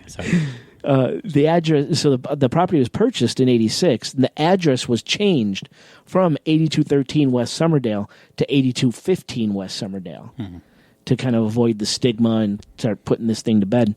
Right. And in 1989, a 1,997 square foot contemporary single-story home was built, complete with a loft, 3 bedrooms, 2 baths, an attached 2-car garage, a fireplace, and a half basement. The property last sold in 2004 for $300,000 and is worth just under $500,000 today. Oh, man. Now, growing up in the area, right, I remember vividly me and my friends riding our bikes past the Gacy house, but most of the time at night, yes, daring each other to go onto the property. Right. It was fucking freaky, man. This is before he was executed, right? No, he was well dead. Oh, he was well dead? Okay. Yeah. So you were past late 90s? Yes. Okay, cool. Yep. So we'd drive past. It was always at night, and we'd dare each other to go up onto the property. I never did. It was just freaky, man. Just all the pain, the evil, the fucking devil lived on this property, you know? It was just so weird to be so close to that. I even brought my daughter. We were just talking about this tonight, right? When Talia came down to say hi to you. I brought my daughter past his house, and I explained in a roundabout way what happened there. Yeah. What happens to kids if they're not smart and they get themselves mixed up with the wrong crowd and what people are capable gave your kid of. A bag of candy. You did give my bag, you creep. What the fuck am I? Okay. But no, I even took Talia past there and explained in a roundabout way about killers. Yeah. Hiding in plain sight, you know? So I have another story about the Gacy house. This is... so back in the day, a group of my friends went to the Gacy house while the Gacy property while the new house was being built. I don't know if I ever told you this story. Maybe. So at the time when they went, it was just studs and concrete at that point. 2 carloads of people showed up. They pulled up to the house. Friends got out of their cars, and one of the girls that was there started fucking freaking out, crying and just begging everyone, we got to go, we got to get out of here. She kind of freaked everyone out, so they all got in their cars and they left. Later on, they asked her, WTF, man, what the fuck happened? She said, and she swears, she told me the story herself, she swears to God it's true. When she got out of the car, she looked up at this framed-out house, and there, upstairs in the left window, or what would be the left window upstairs. Remember, it was just studs. Yeah. But in that framed out window, she swore to God she saw a boy looking like he was pulling at his own hair, and his mouth was open like he was screaming. And she said that he had this anguished look on his face. I'm getting goosebumps right now. Wow. Thinking about this image of possibly one of his victims still lingering, at the property. Ugh. Anyway, I'll leave links to the pictures of Gacy's original property. Bless you. I'll leave links in the show notes to Gacy's original property so you can see what that looks like, and the new house that was built there in this up left window where this girl swears she saw this ghost. So make sure, listeners, and check that out. Now, believe it or not, with a death toll sitting around a staggering 33, we think it's 33. Right. There could be more. I mean, that's at least, right? Yes, at least 33. There were victims of John Wayne Gacy that got away. Now, take, for example, Patrick Dottie, who kept his horrific run-in with Gacy secret for 40 years. Now, according to Dottie, in January 1972, when Dottie was just 9 years old, Gacy raped him in a bathroom at a department store on the corner of Belmont and Central in Chicago. That's the old Sears, right? Yes. That exactly. is the old Been there Sears. 1,000 times. We used to play elevator tag. I've only been there like 700 times. Yeah. Fuck. We used to play elevator tag in there. And after he was finished with this poor 9-year-old kid, Gacy held a knife to the back of the child's neck and told him that if he ever told anybody about what happened, Gacy would track him down and kill him. After that, Gacy let the child go.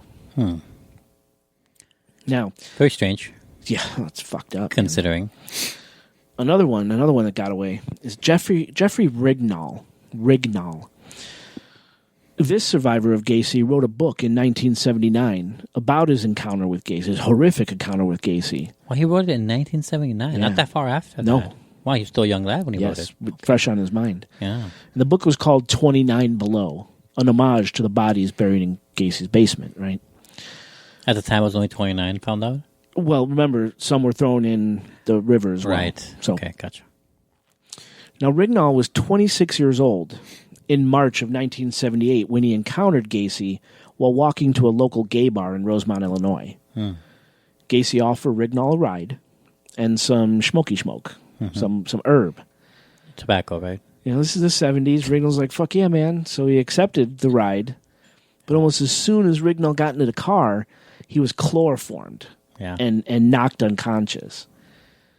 Now, Rignall woke a few times on the way back to Gacy's house, so Gacy just fucking chloroformed it again and again. Yeah. This isn't good for a person, chloroforming. No, right? I think it inhibits brain damage, right? Brain damage, liver damage. Liver damage, yes. Right. When Rignall, unconscious, when he finally woke up at Gacy's house, he was helplessly stuck in one of Gacy's torture devices that I haven't mentioned yet, called simply the rack. Now, Gacy's rack was of crude design, but it was very effective. The rack consisted of a wooden board suspended by chains with holes in the board where a victim's head and arms would go. It's said that Gacy got the idea for the rack from a Texas serial killer named Dean Corll, who was operating at nearly the same time in Texas as Gacy was here in Chicago. How do you know about public stuff? But what do you, yes, reports, news reports, things like that. Victim escapees. Those reports were out during the time of this kid's and other people's murders? What do you mean? Like, did he use this device while people knew the device used by this other guy in Texas? Yes. Okay. Yes. So that's. I asked very specifically because if people were in the dark during some of that stuff, like if he had made this before it was in news reports.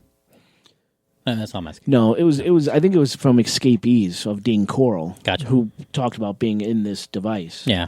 Okay. So Gacy, they say, got the idea from this serial killer, and this guy. Whew. And we're not going to get into Dean Corll in this episode because we're going to cover him in a future podcast episode. Just believe me, Corll is a fucking nut. Yeah. So now imagine you're Rignall.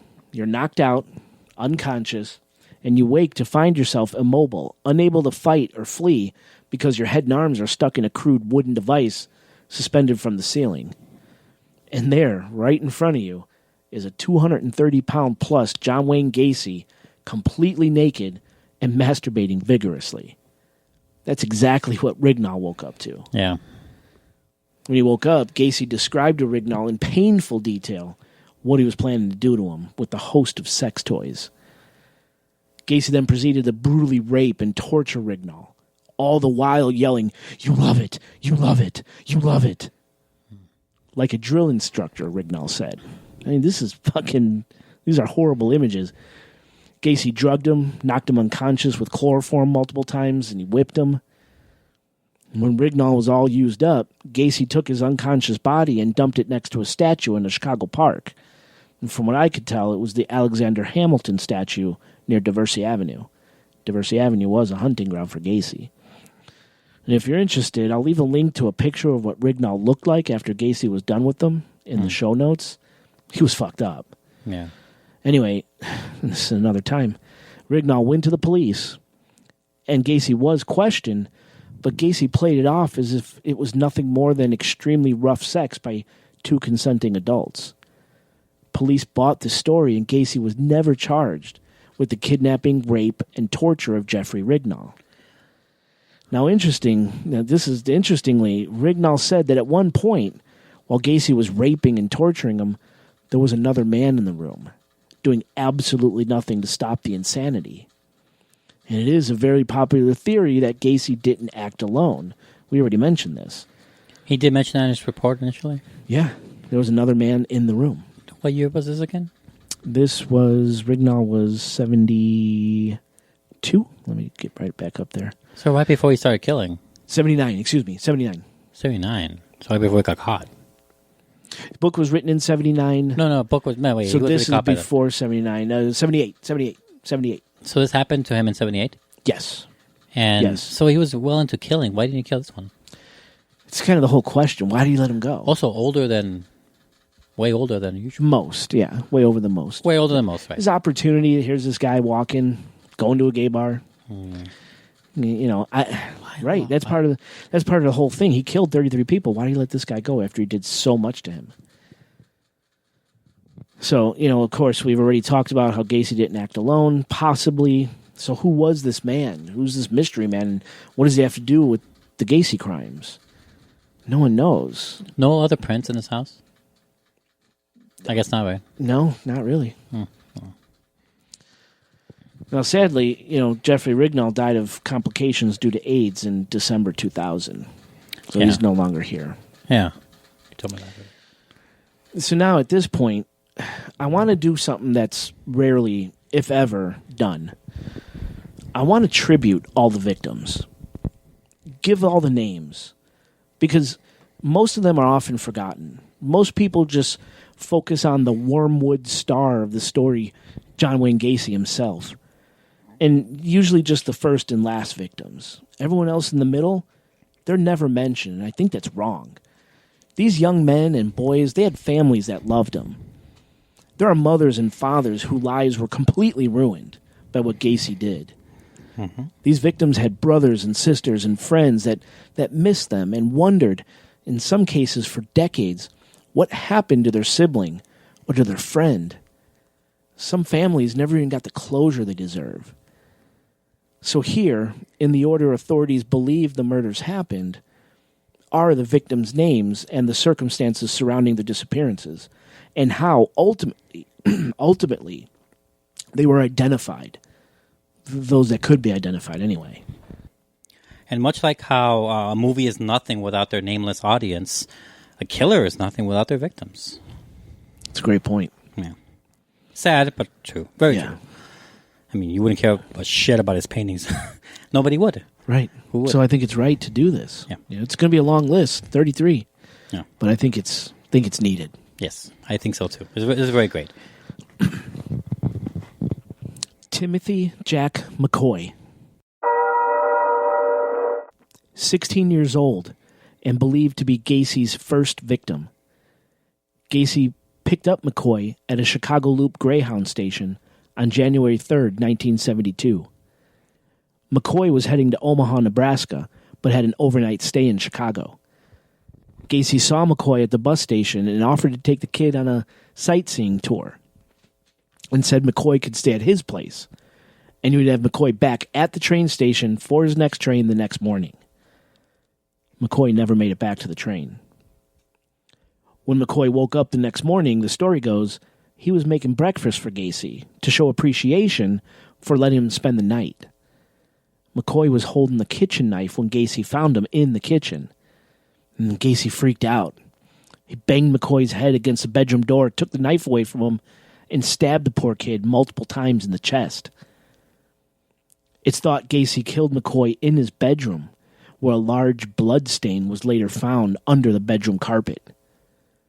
Gacy later told authorities that he achieved orgasm while killing McCoy, and it was this murder that linked, in Gacy's mind, the act of killing with sexual pleasure.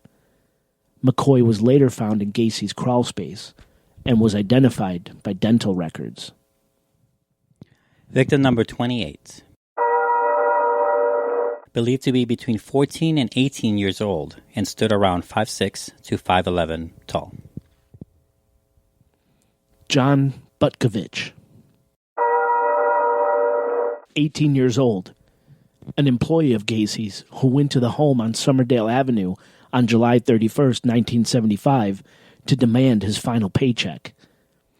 Butkovich was later found under Gacy's garage and was the first body uncovered on Gacy's property back in 1978. Dental records confirmed the man's identity. Victim number 5. 22 to 32 years old, unidentified white male, 5'7" to 5'11" inches tall. Daryl Sampson, 19 years old. Not much is known about this Sampson's disappearance, but his body was found in Gacy's crawl space and identified around March 1980. Samuel Stapleton, 14 years old. This is one of Gacy's youngest victims. Stapleton disappeared on his way home from his sister's house in May 1976, and he's reported missing the next day. Flash forward to when Gacy's crawl space was being excavated by authorities. A distinctive bracelet was found on one of the bodies, and it is confirmed through the bracelet and dental x-rays that the remains were that of Samuel Stapleton. Randall Reffitt, 15 years old. The circumstances surrounding Reffitt's disappearance is unclear, but what is clear is that the boy wound up in Gacy's basement. His body was found on December 25th, 1978, during excavation, and his identity was confirmed by dental x-rays. Michael Bonin, 17 years old. Bonin disappeared in June 1976. A fishing license belonging to Bonin was found in Gacy's home.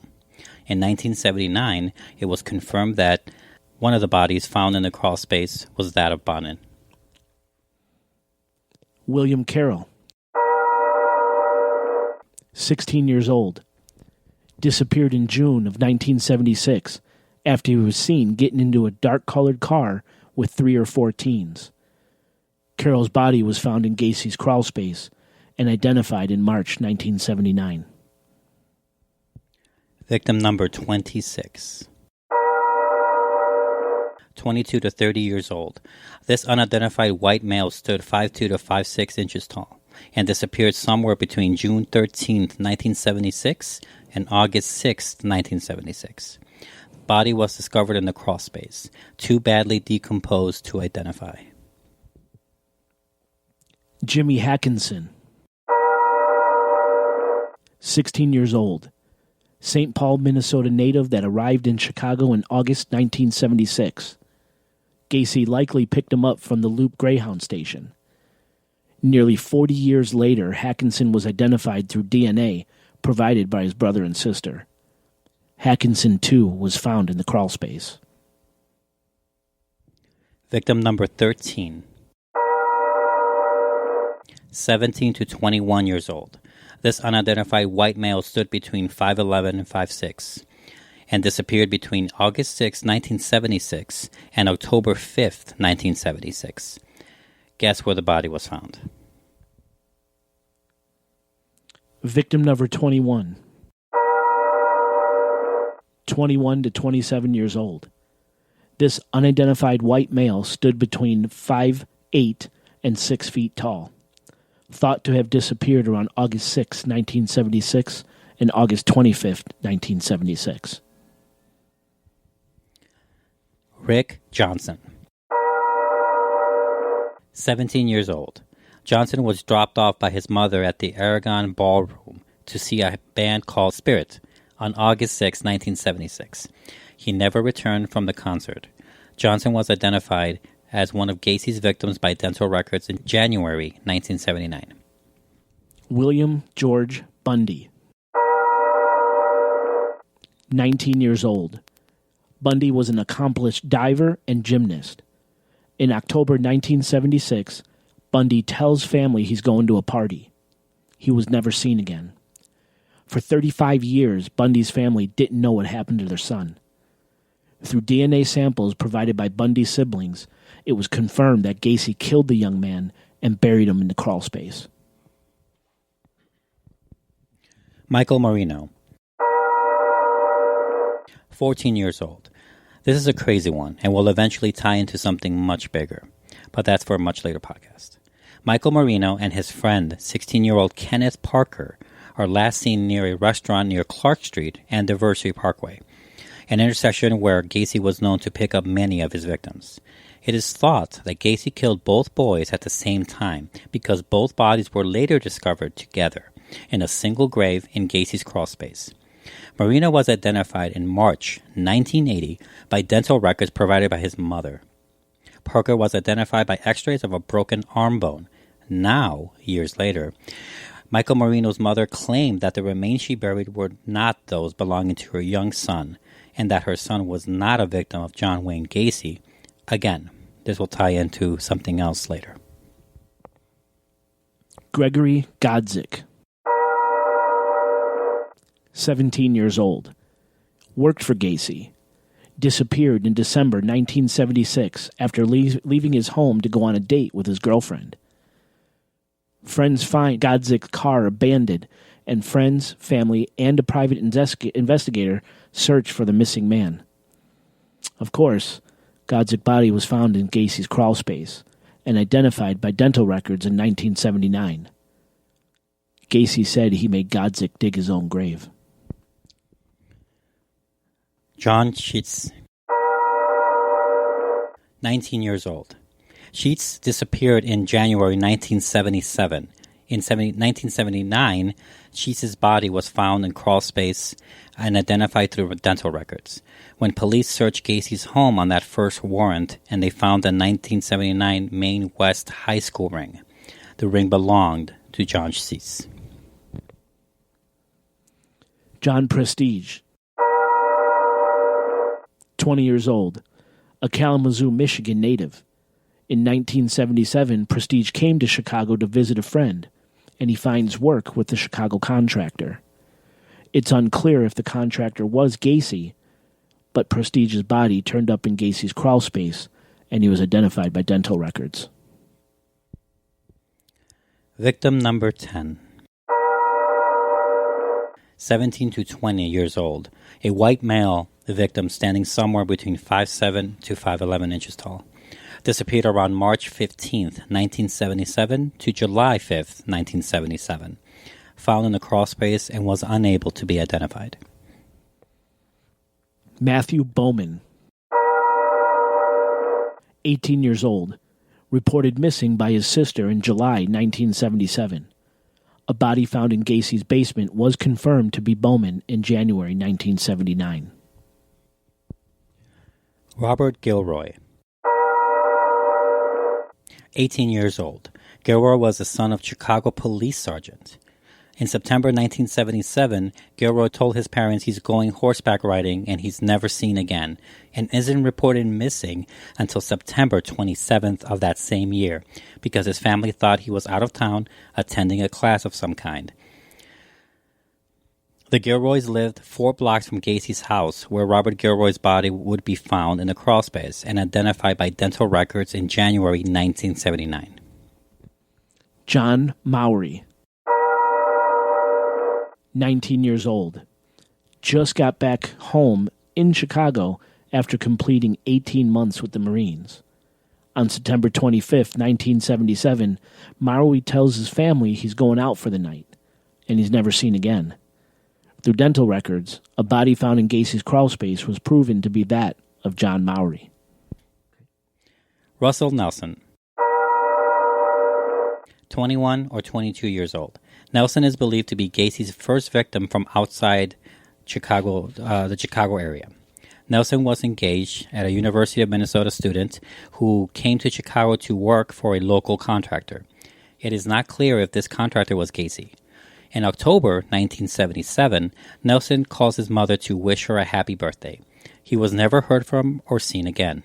In January 1976, Nelson's body was found in Gacy's crawl space and identified through dental records. Robert Winch, 18 years old. After running away from a Kalamazoo, Michigan foster home, Winch moved to Chicago, and he was last seen on November 11, 1977. Winch's unique tiger's eye belt buckle was found in Gacy's home, linking Gacy and Winch. Winch's body was found in Gacy's house and in the crawl space and identified by marking on his bones that had been broken in an accident and then healed. Tommy Boiling, 20 years old. Boiling was married and had a 3-year-old son at the time of his disappearance in November 1977. Boiling's wedding ring was found in Gacy's home, as was his body in the crawl space, and he was identified by dental records in 1979. David Talsma, 20 years old. Talsma disappeared in December 1977. His body was found in Gacy's basement and identified in 1979 through x-rays of his left arm. Talsma's body was found on what would have been his 21st birthday. William Kindred, 19 years old, disappeared in February 1978 after failing to arrive at his girlfriend's house. The girlfriend knew Gacy, but it's unclear if Kindred did too. Turns out Gacy picked up Kindred near Diversey Parkway, and his body was found in Gacy's crawl space and identified through dental records in May 1979. Timothy O'Rourke, 20 years old. O'Rourke disappeared in June 1978. O'Rourke was known to frequent gay bars that Gacy was known to visit. In June of 1978, a body was discovered near the Dresden Island Lock and Dam in the Illinois River, just 3 miles from where 2 more bodies were found. Fingerprints confirmed that the body was O'Rourke. Authorities believe O'Rourke was one of the victims Gacy tossed from the I-55 bridge into the Des Plaines River. Frank Landingen, 19 years old, disappeared in November of 1978. He was linked to Gacy after some of Landingen's personal items were found in Gacy's home. Landingen's naked body was found in the Des Plaines River at Chanahan, in Will County, Illinois. On November 12, 1978, he had died from asphyxia after a pair of bikini briefs were stuffed down his throat. Landingen was identified by his father, fingerprints, and dental records. James Mojo Mazzaria, 20 years old. Mazzaria disappeared in November 1978.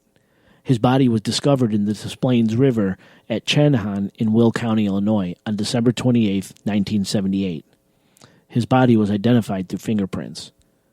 Gacy told investigators he dumped someone named Mojo in the Des Plaines River. Mojo was Mazzara's nickname. Robert Peast, 15 years old, and believed to be Gacy's last victim.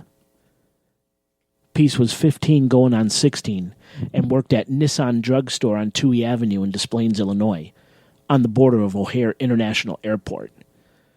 Peast was working to save up for a Jeep.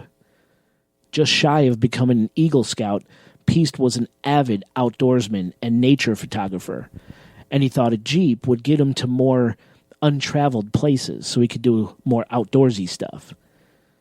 Now, 2 years prior, the owners of Nissan's drugstore, Phil and Larry Torf, hired a pharmacy construction and redesign company called PE Systems to redesign their pharmacy. Supervisor on the job was John Wayne Gacy.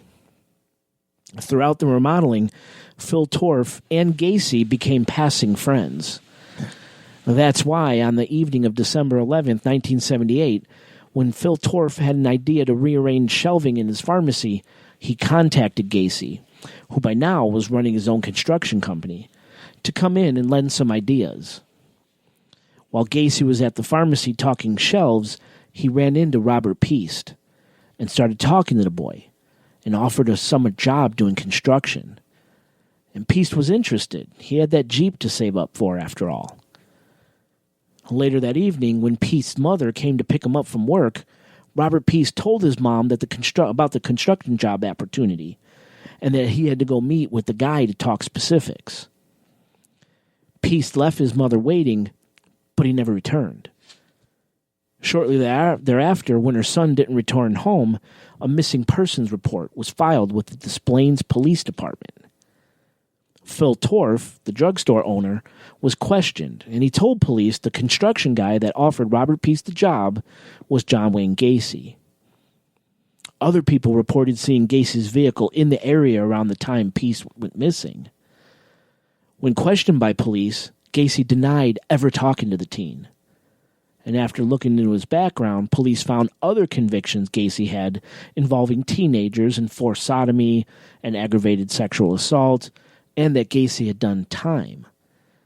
Convinced that Gacy had something to do with Robert Peast's disappearance, police obtained a search warrant, and investigators entered Gacy's home on Somerdale Avenue and found suspicious items, including a 1975 Maine West High School class ring, other people's driver's licenses, handcuffs, a syringe, rubber sexual instruments, like dildos and shit, chains, mirrors, clothing that was too small for Gacy, and a photo receipt from the pharmacy where Peast had worked. As it turns out, Peast's girlfriend stuck the photo receipt into the pocket of Peast's parka, his jacket, which his girlfriend had been wearing for a time on the day Peast went missing, before giving the parka back to Peast. This key piece of evidence proved that Peast had been inside Gacy's home. Even though the photo receipt linked Peast and Gacy, it wasn't enough evidence to arrest Gacy, so he was put under 24-hour surveillance. He was followed everywhere he went. At one time, Gacy even told those surveying him that, quote, clowns could get away with murder, end quote. Then, on December 20th, 1978, for some fucking crazy reason, Gacy invited the surveillance team members into his home. And that's when the surveillance team members noticed a terrible smell coming from the heating vents. You see, during the previous search warrant visit, Gacy wasn't running the heat in his home. On this day, he was. And that's all it took. On December 21st, 1978, a second search warrant was obtained, and this time Gacy was arrested.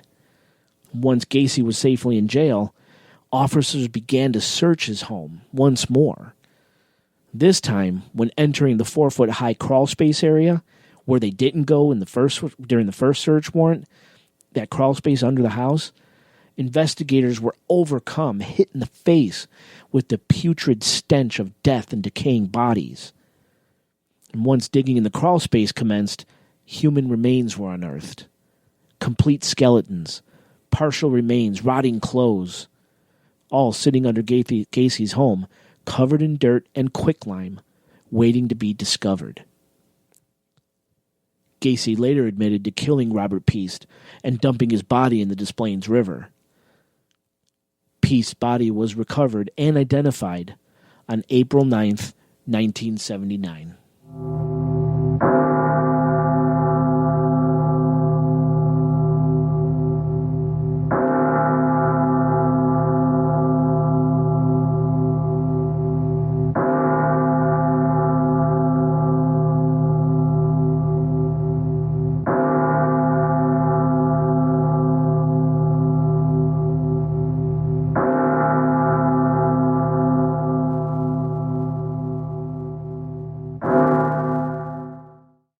they call him. Every nickname has a serial killer. Every serial killer has a nickname. Sorry.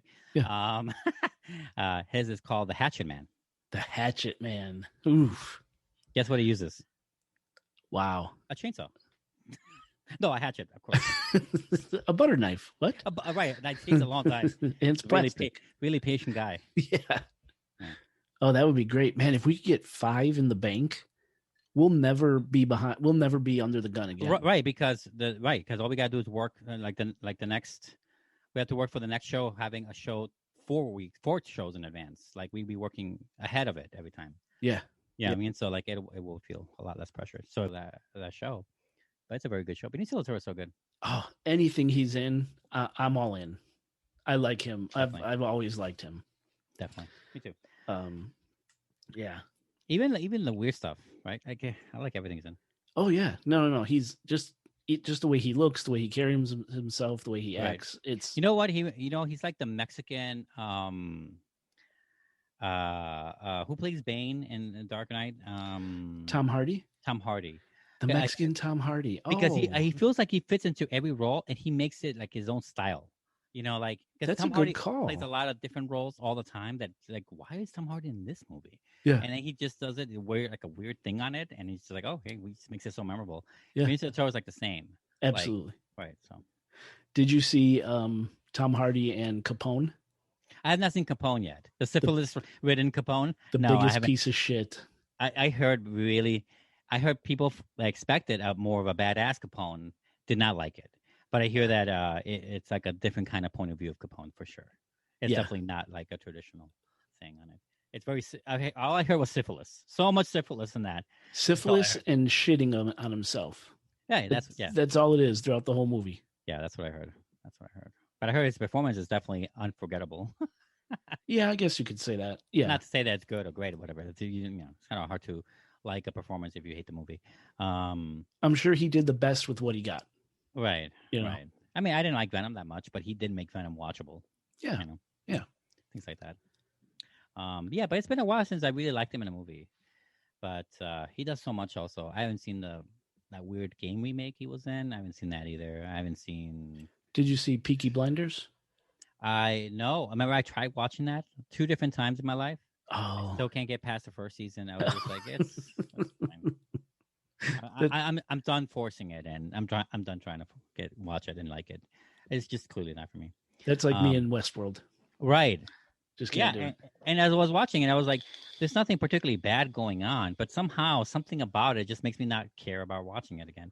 And honestly, and it's not like I stopped. It's like I physically told myself I'm not watching it again. It's like, oh yeah, I'll watch it tomorrow, and I just forget all about it until you ask me now. Like I just forget it exists. Yeah. But otherwise, I've been watching The Expanse.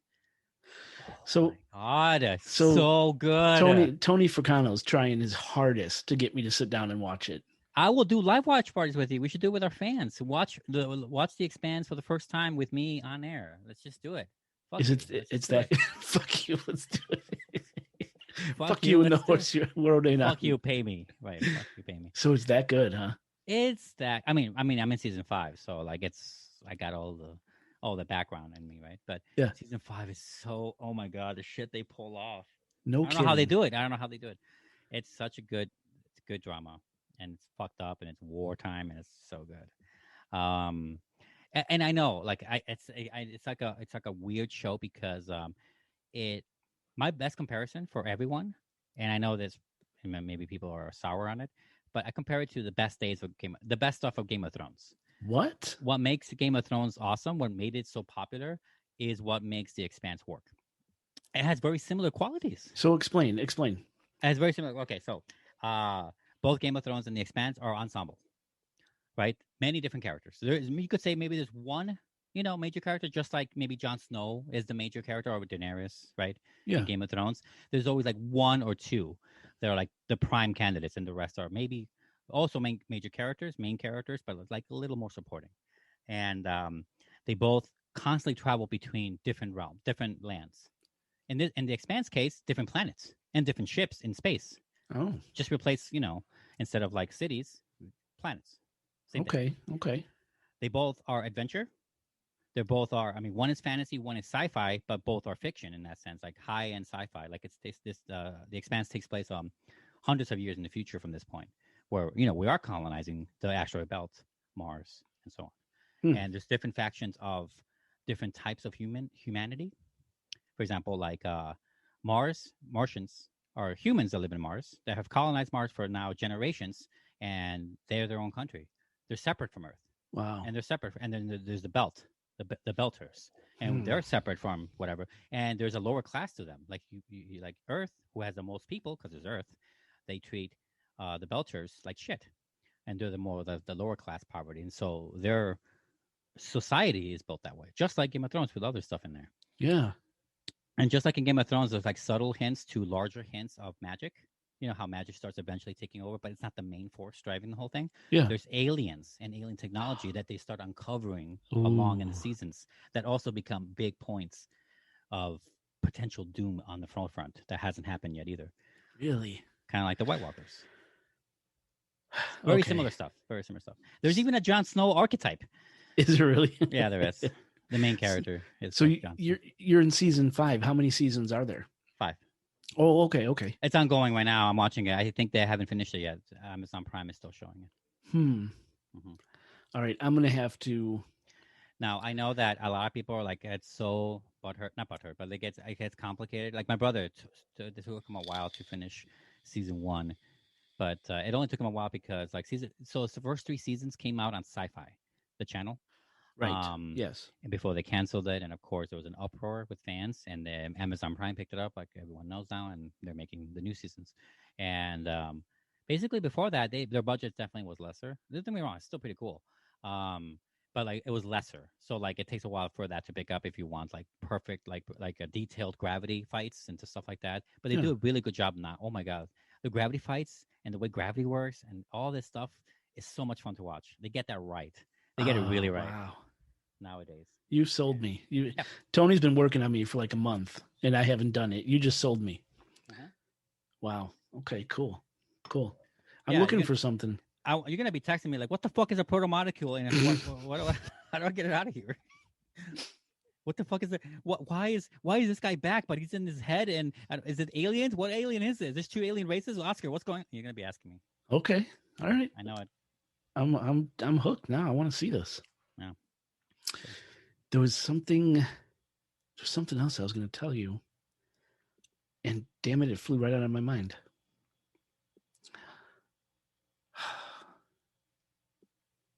It's gone. Shit. Gone? Yeah, that happened to me earlier this week. It was something with WandaVision. That's another one I've been watching. I'm caught up. You're caught. Did you watch episode 4? Yes. Okay. It's so great. It's so. You know why it's so great though?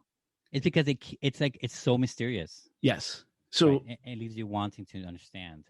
And episode 4 really did a lot of job making you like it's a different POV, right? Completely. Yeah. Right. But it's like the same timeline. It catches up to the same timeline, but through a different perspective. Yeah. And started pulling together so many different questions I've had. And admittedly, after each episode, I go to this specific YouTube channel. I can't remember what it's called off the top of my head, but he dissects each episode and shows you all the fucking Easter eggs, dude. The Easter eggs. I can only imagine. It is ridiculous. Like, the next door neighbor. She's famous. She's a she always does really funny. Are you talking about the one with the husband we never get to see that yes about? Yeah, her name is I like her. She's a really good actress. I can't think of her name. If you said it, I would know it. But she's hilarious. Catherine Hahn. Is that what it is? Catherine Hahn. Mm-hmm. Okay. Hahn. Mm-hmm. She's so her name in the show is Agatha. No, I don't remember. Yeah, but they think she's the witch from the Marvel series who gave or more like taught Scarlet Witch how to use her powers, like from the comic books, not from the movies. Yes, right. Straight from the comics. This woman, she's a witch that goes all the way back to the Salem witch trials, and she's alive today. Ah, okay. And it's this because whole thing. Scarlet Witch in the comic books is much more complicated. Yeah. Yeah, she got crazy backstories. I mean, she fucking is married to Magneto and shit. Like that's like a whole different thing. No, that's her dad. Magneto's her dad. That's right. I knew it was a Magneto connection. Sorry. No, it's okay. Who is she married to in the comic books? I forget. It wasn't Vision. It was someone else. And no, it was not Vision. Oh, okay. Pretty sure it was not Vision. I might be wrong though. I mean, there's so many different comic books. Well, that's the thing, right? Which Marvel Mm-hmm. uh road are you going to take? Storyline, Yeah, right? storyline, Exactly. yeah. Yeah. Um, I didn't know that one though. That's really cool. So yeah, the name is the same name. She might not be a witch in the show, but the name character supposedly is supposed to be that character. If she's yeah, a witch, maybe she is. I have no idea. yeah, because she wears the same brooch in the show. And in last Oh, episode, or in episode 3, she was wearing kind of a cape. The way she had her sweater tied around her, it looked just like a flowing cape. And yeah, she's wearing the brooch that the witch yeah. is called Agatha in the comic books. I can't remember what her character is in WandaVision, but it Hmm. so makes sense. And then they're saying that Mephistopheles Mm-hmm. from Marvel Yeah, might be somehow involved in here, and he pulls it all together. And you're like, oh my god, that makes so much sense. yeah, It's and so it could cool. be. I mean, like this is the phase. This is what phase 4 or phase 3. I forget. Oh Um, yeah, I, 3. I, 3. No, it must be 4 because 3 ended with Endgame. Oh, that was 3. That was the That third. was 3. Yeah, because the Okay. second one led into real Thanos stuff, like much like understanding Thanos and or like understanding about the stones, and then maybe 3 ends it with Thanos dying. I think so. I might be wrong. Who cares? Okay. Whatever. Yeah, Phase yeah, at least phase 3. Um, and I know with one thing I've liked. I mean, don't get me wrong. I don't like a lot of the Marvel movies because they were very repetitive. They do good on the heroes, really bad on the villains. Um, but one thing that's been cool and I've been kind of wanting is weird stuff. I've been looking for the weird. Like they kind of opened up a little weird. They're like, okay, we're gonna open up this weird thing by making a movie called Guardians of the Galaxy, where there's a raccoon that talks yeah. Yeah. and stuff, and a tree that talks and says one thing only, you know. And then audiences loved it, and then they keep pushing it, like Doctor Strange. Okay, here's a guy who's magician, right? Yeah. And they keep, and they like it sells. So now they're gonna do weird. I think they're gonna open up to a lot more weird, Oh, I the hope weird so. avenues of comic books of the Marvel stuff because there's some weird stuff. Galactus is hard to explain, like Yeah, good point. a lot of these things are kind of hard to explain. So they're kind of really taking American audiences like by hand, like slowly. Oh, And that's cool. WandaVision is an example of that. That's my point. So it could be like something really weird and astrally and stuff. Yeah, well, think about it. They're doing Morbius. That's Hmm. weird. Oh yeah, was that the guy with the big head, or am I thinking of someone else? Morbius was the day walking vampire. He was Mm-hmm. actually good. He was always with Spider Man. He was more involved in the Spider Man universe. I mean, and yeah, Um, in this new Spider-Man movie, supposedly it's gonna be like kind of like Spider-Verse, where they combine different Spider-Mans. oh, really? That's what I heard. Cool. That's why they're trying to recast Tobey Maguire and No shit. for like a version of that. Yeah, That's cool. That is cool. that's what I heard. I don't know if it's true. I know that the next Doctor Strange movie, it's like a weird astral plane type of thing, and I'm like, oh, that's Yes. badass. That's so cool. That's what I want to see. You I know want what? to see weird stuff, You got a good point. I would like to see that stuff too. And now maybe in WandaVision they're introducing a witch. I mean right? that's cool. That's weird. That's different. And also, like, you never know exactly what Scarlet Witch can do. She seemingly can do a Oh lot man, more. she seems She's powerful. she's pretty OP, right? Yeah. She's pretty overpowered. I mean, she could take out. She would have taken out Thanos in Endgame if she wasn't interrupted by something else. Do you think? In that fight scene, she Yeah, was yeah. totally winning, and then she said, and then he gave the order to shoot all the missiles down to everyone, That's right. and that got her distracted. But like, yeah, she's pretty powerful. Well, they say she's got power of all the Infinity Stones. She could pull from all the Infinity Stones. Hmm, that's interesting. In which case, do you think is it possible that she's causing all of this? I mean, she's clearly like architecting a lot of it, Yeah. right? I would say after episode 4, it seems like she's architecting It certainly this, seems or like like it. some sort of like weird, not therapy, because she doesn't want to leave, right? It's almost. I thought it was therapeutic at first, but no, I'm thinking she's just like gone, like she's just lost in the loss of her lover. Yeah. She created this whole thing to relive some sort of life with him. That's probably the worst case scenario. I don't know. But while she is the architect, seemingly, I wonder if she did get help, and it might be this whatever his name is. Well, that's the thing. So in the beginning of the 4th episode, Mm-hmm. remember they pull up to Westview and that Chinese guy is there? Yeah. The Chinese guy was from like Thor. He's been in the Marvel movies before. I just don't remember which one. Was he? Yeah, he was like I recognize him Thor or from other maybe movies, but never. I don't remember the Marvel. it could have been Captain Marvel. Well, you know what's funny that you say that because Lexi, we've been watching it. I've been watching it with Lexi every week, WandaVision, and she was so curious about it. It's like, oh, I haven't seen all the Marvel. You should watch all the Marvel movies again. and like wants to do a marathon or something. We watched one yesterday, and we're gonna go in chronological order. So Nice. like so not in order that they were made, but in order of the timeline. So we did Captain America first Oh, cool. because it's World War II, and then we're gonna continue on. So I'm gonna keep an eye out for that guy. Yeah, he's That one. yeah, they said it in this YouTube video, and I'm like, oh, that's where he's from. But remember, he said to the black woman, God, I'm horrible with names. It's okay. He said, yeah, my Geraldine. Geraldine, there you go, my informant. I lost my informant, and no one remembers ever seeing this person, right? Like, there. Oh, you think it's connected to whatever he was doing in that movie from before? I think to go back to your point, and whether it's Wanda or it's Wanda and someone else Mm-hmm. creating this world and maintaining this world, I'm wondering if his informant, this person that no one seems to remember, Mm-hmm. is also involved with either keeping Wanda there and helping maintain this charade, Mm-hmm. or something. Yeah, I'm also thinking that it could be something a little bit of both, like this maybe trickster of some sort, this other person, this witch or warlock, let's say, something that knows that kind of thing, trapped Wanda and other people like her, like maybe her neighbors or all these kind of people that could potentially stop this guy from doing whatever he wants to do, traps them all in this place, but didn't realize how powerful Scarlet Witch was, and she started taking over. And then, Ah, in this weird osmosis of like both stuck in there and not wanting to leave, she starts making her own TV show. yeah. Oh, that's interesting. You know, but it could just be a huge distraction from some world-ending thing that's going to happen that he knows that Scarlet Witch or Wanda, I guess, would stop him from doing. Wow. Yeah, something else they talked about in this YouTube series is that the witch Agatha from Salem, uh, in this storyline, willed or somehow created Wanda's twins, Oh right, yeah, and those okay, yeah, twins were actually like Horcruxes for Mephisto's soul. uh huh, So okay, Mephisto couldn't be complete and all powerful because part of his soul were in these two twins.